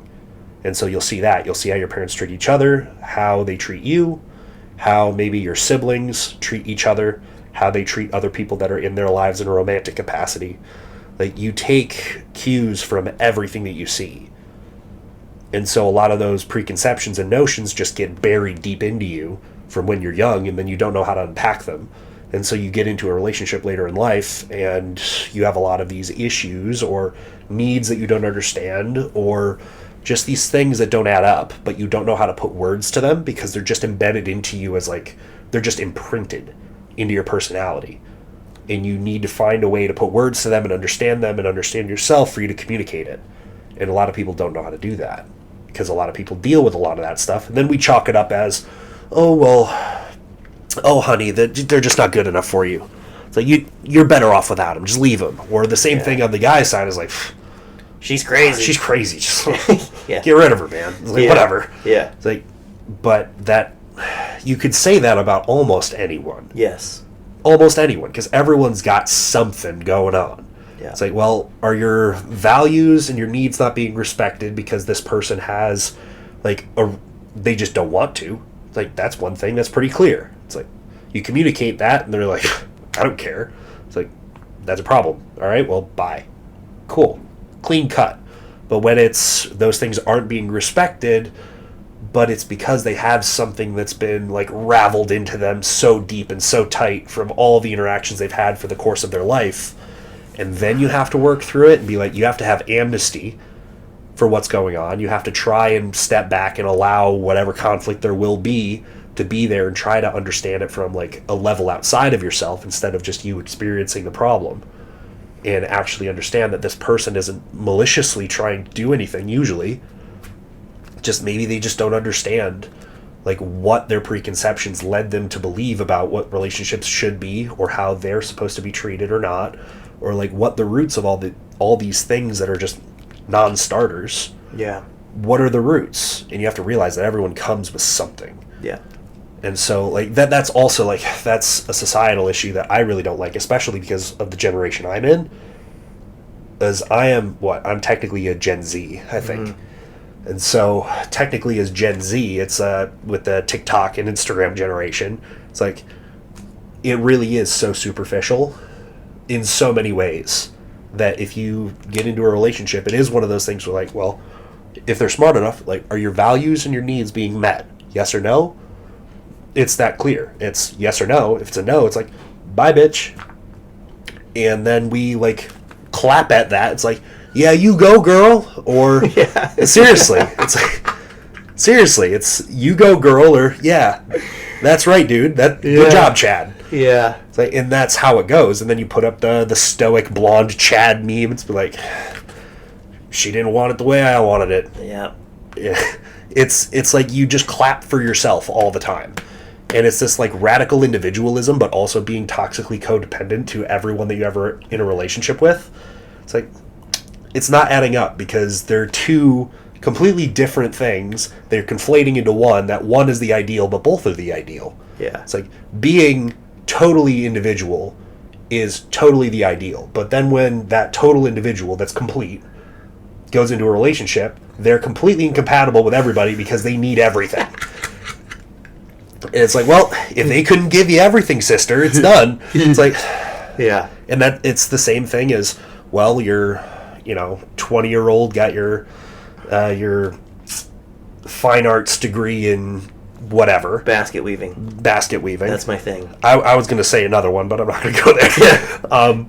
So you get your fine arts degree and you're 20 years old and it's like, I'm only going to date a guy that's 6'6" and has 6-figure salary at minimum, and I don't mean 100,000, I mean 3. It's like, okay, so you're looking for like this individualized person that's perfectly good on their own, that has all these other obligations that obviously got them to the point of success that they have, so that they can offer you these things of value that you see, which are superficial anyway. Yeah.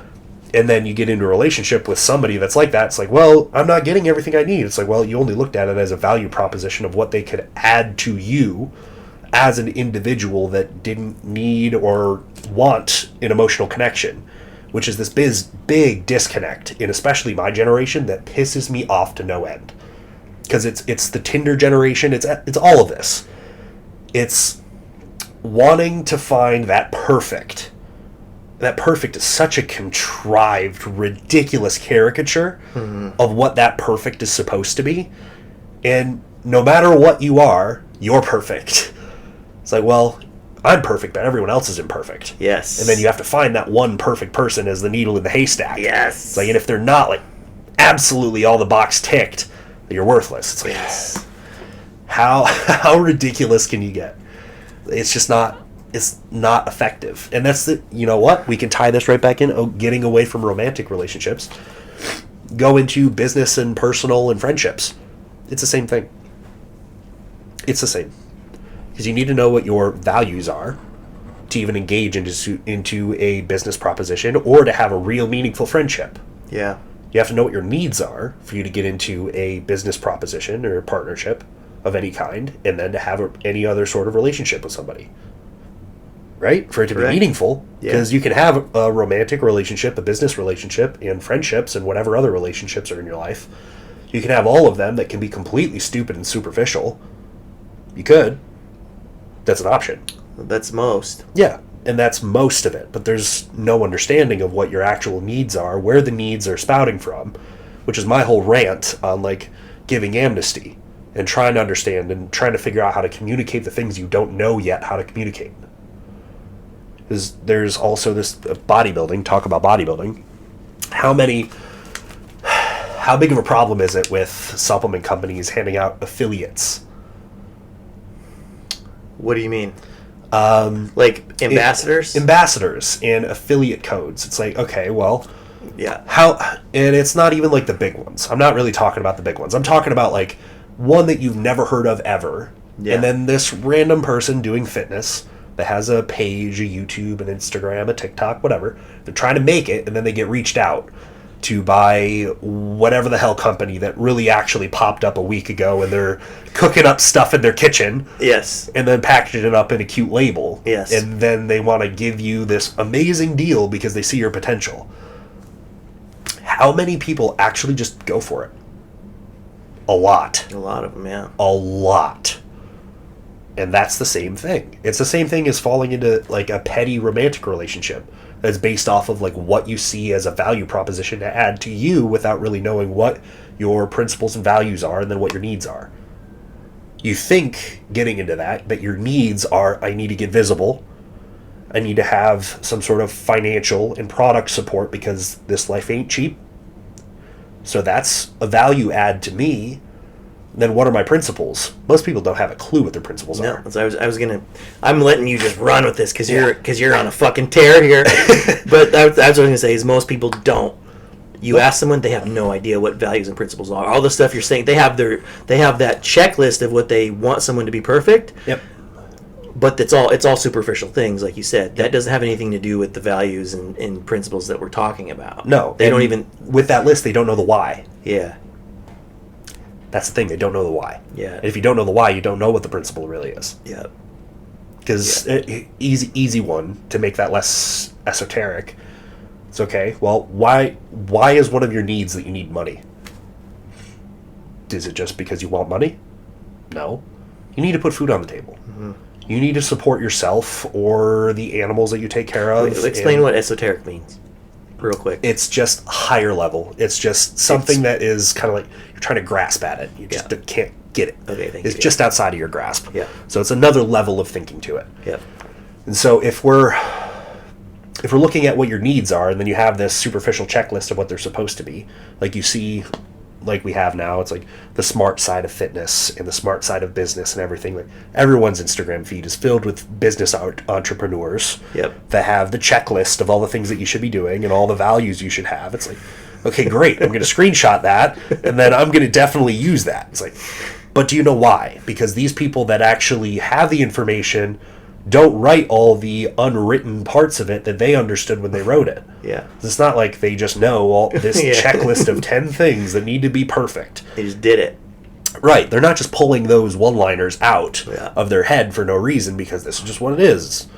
No, they had a reason because when they made the content, they're like, okay, well, this is important. This is a check. This is what I have to write in one sentence that could sum up 1,000 sentences that I could say about this. But this is the reason that it's here, and I know the reason, but this is what people need to know because this is all they're going to absorb if I put it down. Yeah. And so we have all of that, and that's still how people think. People think, like, the way people believe that they think is they think they're multi-step thinkers. But they also believe that all of those multiple steps they already have established. No, they don't. No, they don't. It's like it comes out immediately when you ask a simple question about what are your needs, and you have your 7 needs, right? Yeah. One of your needs is you need money. Okay. Why do you need money? Why do you need it from them? Why are you allowing this business proposition to be entertained based off of the need for money? Do you need it from them? What do you need it for? Why are you drawn to it? Is this a societal thing? Is this something that your friends are pushing on you? Is this something that you feel a scarcity because you grew up impoverished and now you have this big shining opportunity that is purposefully window dressed? Yeah. So you see it as this big shining opportunity? Because that's what it is. They dress it up that way to give you all those conceptions. You're like, oh, wow, I'm important now. This is great. This is gonna fix all my issues, and I'm gonna have money.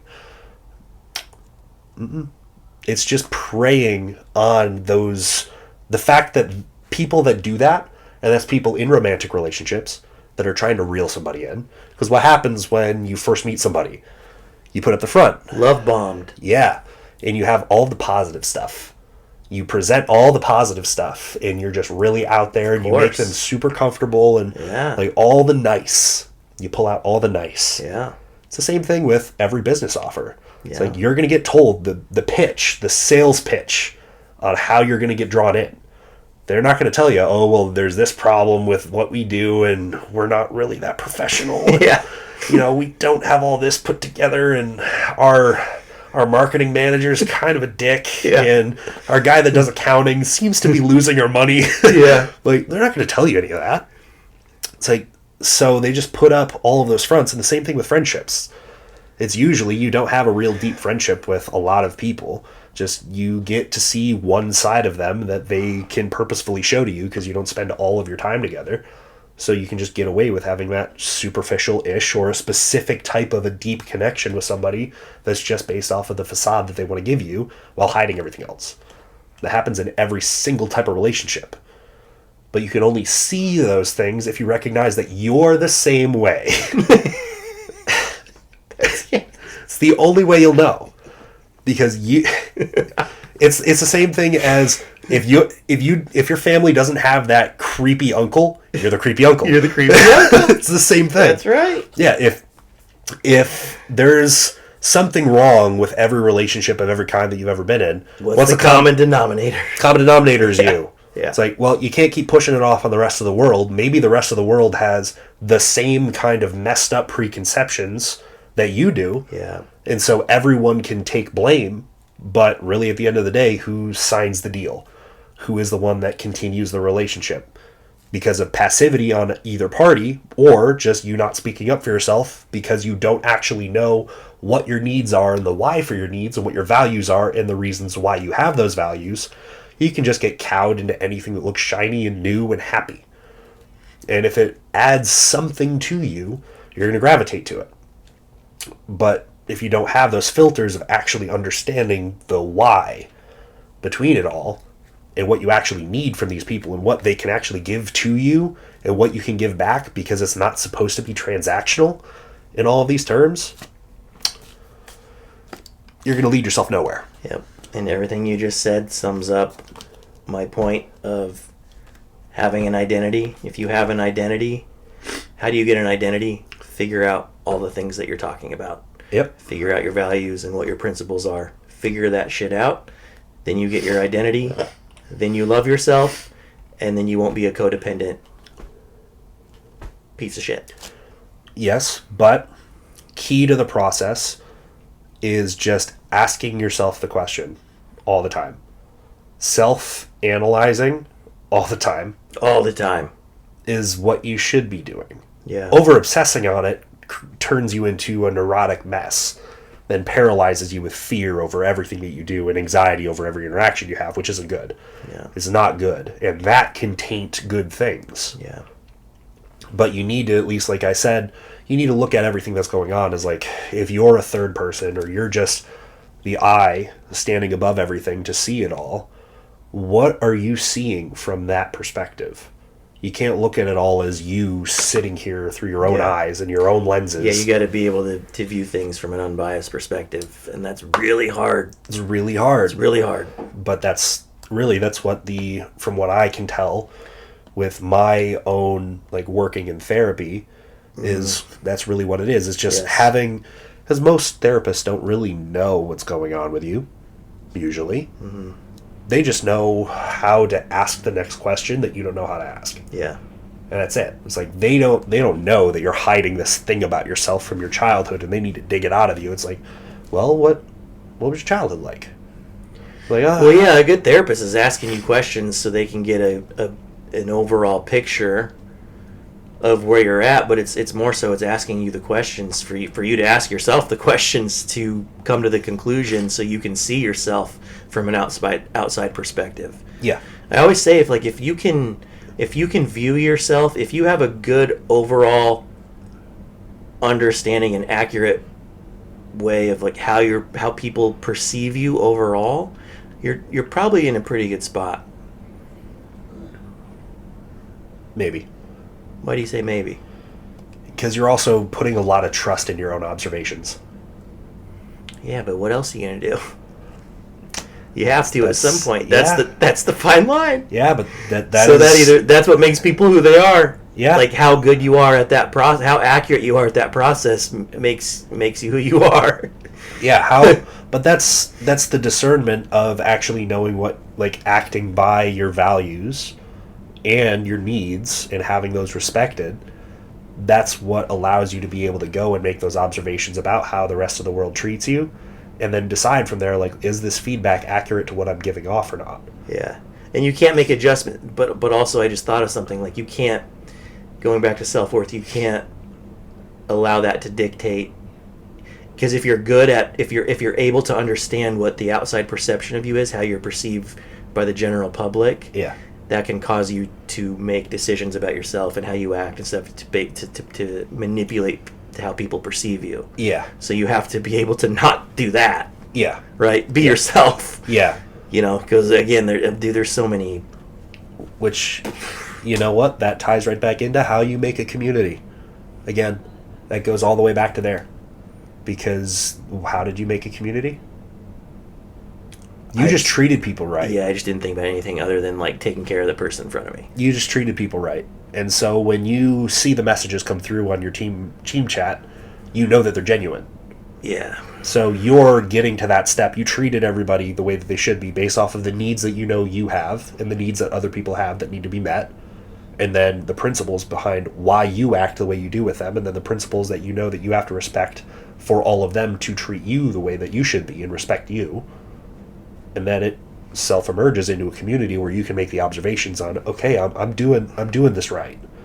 Because I'm getting the reflection of myself from all of these people that are expressing this genuine way that they appreciate you or me.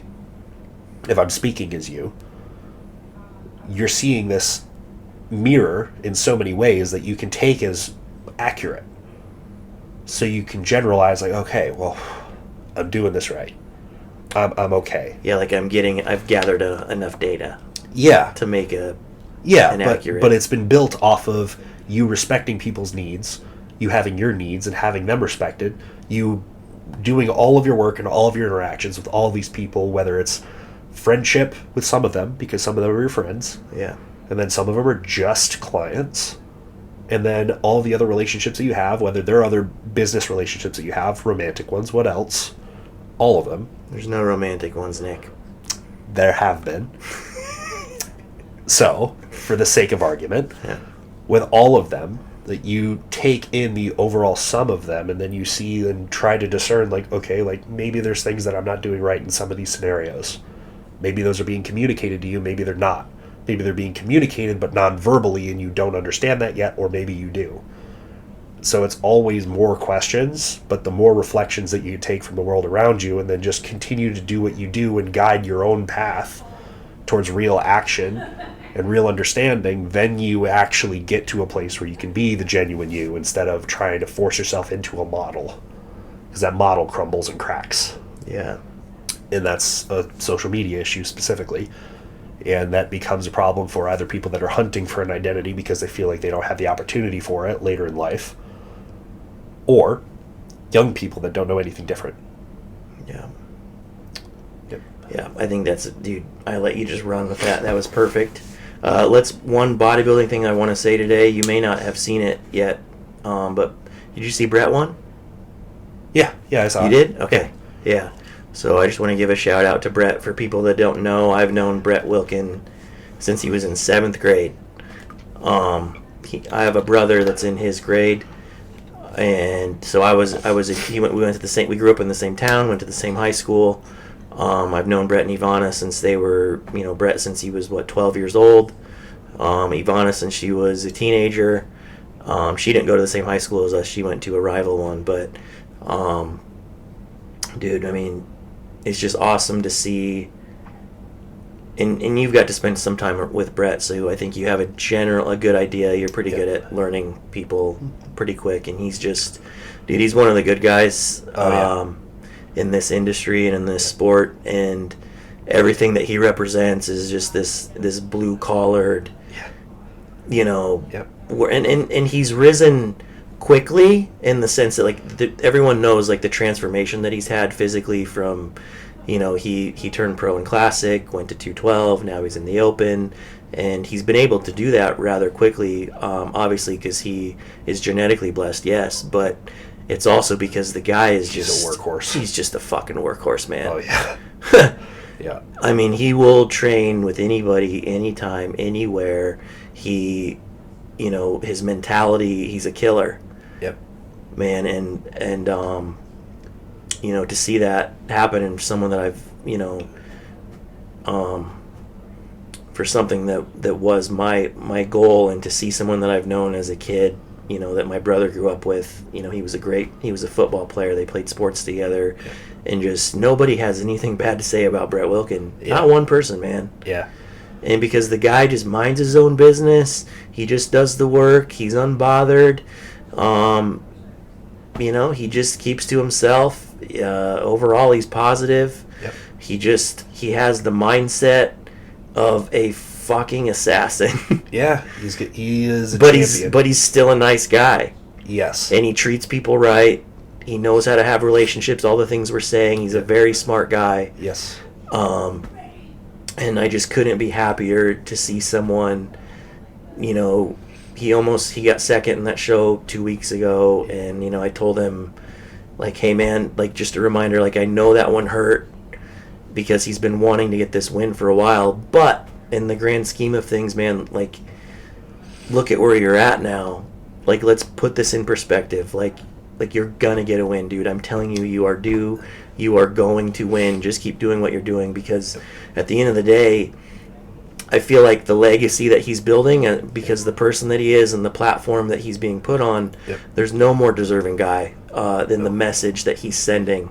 That, you know, just put your head down and fucking work and shut up. Yep. And that is what he represents, and that is what got rewarded today. And that was awesome to see. Yep. Agreed. I couldn't ever venture to say a bad word about Brett. Nobody can, man. No. And I think I wanted to end on that, so we talked a little bit about bodybuilding, at least a little bit. Yeah. So he's not qualified for this Olympia this year, which I think is kind of silly. It's like, how do they determine that this show is not qualified for someone for the Olympia, but 2 weeks ago it would have? Like, what's the cutoff and why? But regardless, he'll be at the Olympia next year. He's going to have a whole year to get better, and, you know, at the pace that he's gotten better the last 5 years, you know, give him and Matt a whole year to keep growing, and you know, he's going to be dangerous, man. And again, man, there's nobody that deserves it more than that guy. So I wanted to take a moment to give him some much earned props and respect. So Absolutely. I'm going to the Nationals next week. Well, this upcoming week, in a couple days. The Nationals are this weekend in Orlando. You'll be there next year, right? Well, that Yep. great. Oh, You're good. That was weird. We got a little feedback. Yeah. But we'll see. You will be. We'll see. Yeah, you will be. So, and then we got the Olympia. I have the Olympia. You're not going, are you? I don't think so. I think I'm all traveled out. Yeah. I was thinking about it because I got a couple offers from people like that really wanted to see me there. Yeah. But I don't think I can do that, especially because I've like the last like 2 months have been like kind of tough for me, just trying to keep up with everything. Yeah. And right now, everyone can hear it, obviously, and I mentioned it. I'm a little bit sick, and this is the best I've been this week. And if I just keep on like getting on planes and going and engaging in things, and then I'm never gonna get everything on track for myself, because I've been trying my best to keep everything on point. But man, especially with traveling and then getting sick every time, because it's happened every time. Yeah, I know. It's like, and then not going anywhere, but people coming to me as well. It's like does the same thing, because I'm doing the entertaining thing, and then I'm pushing myself a little too far.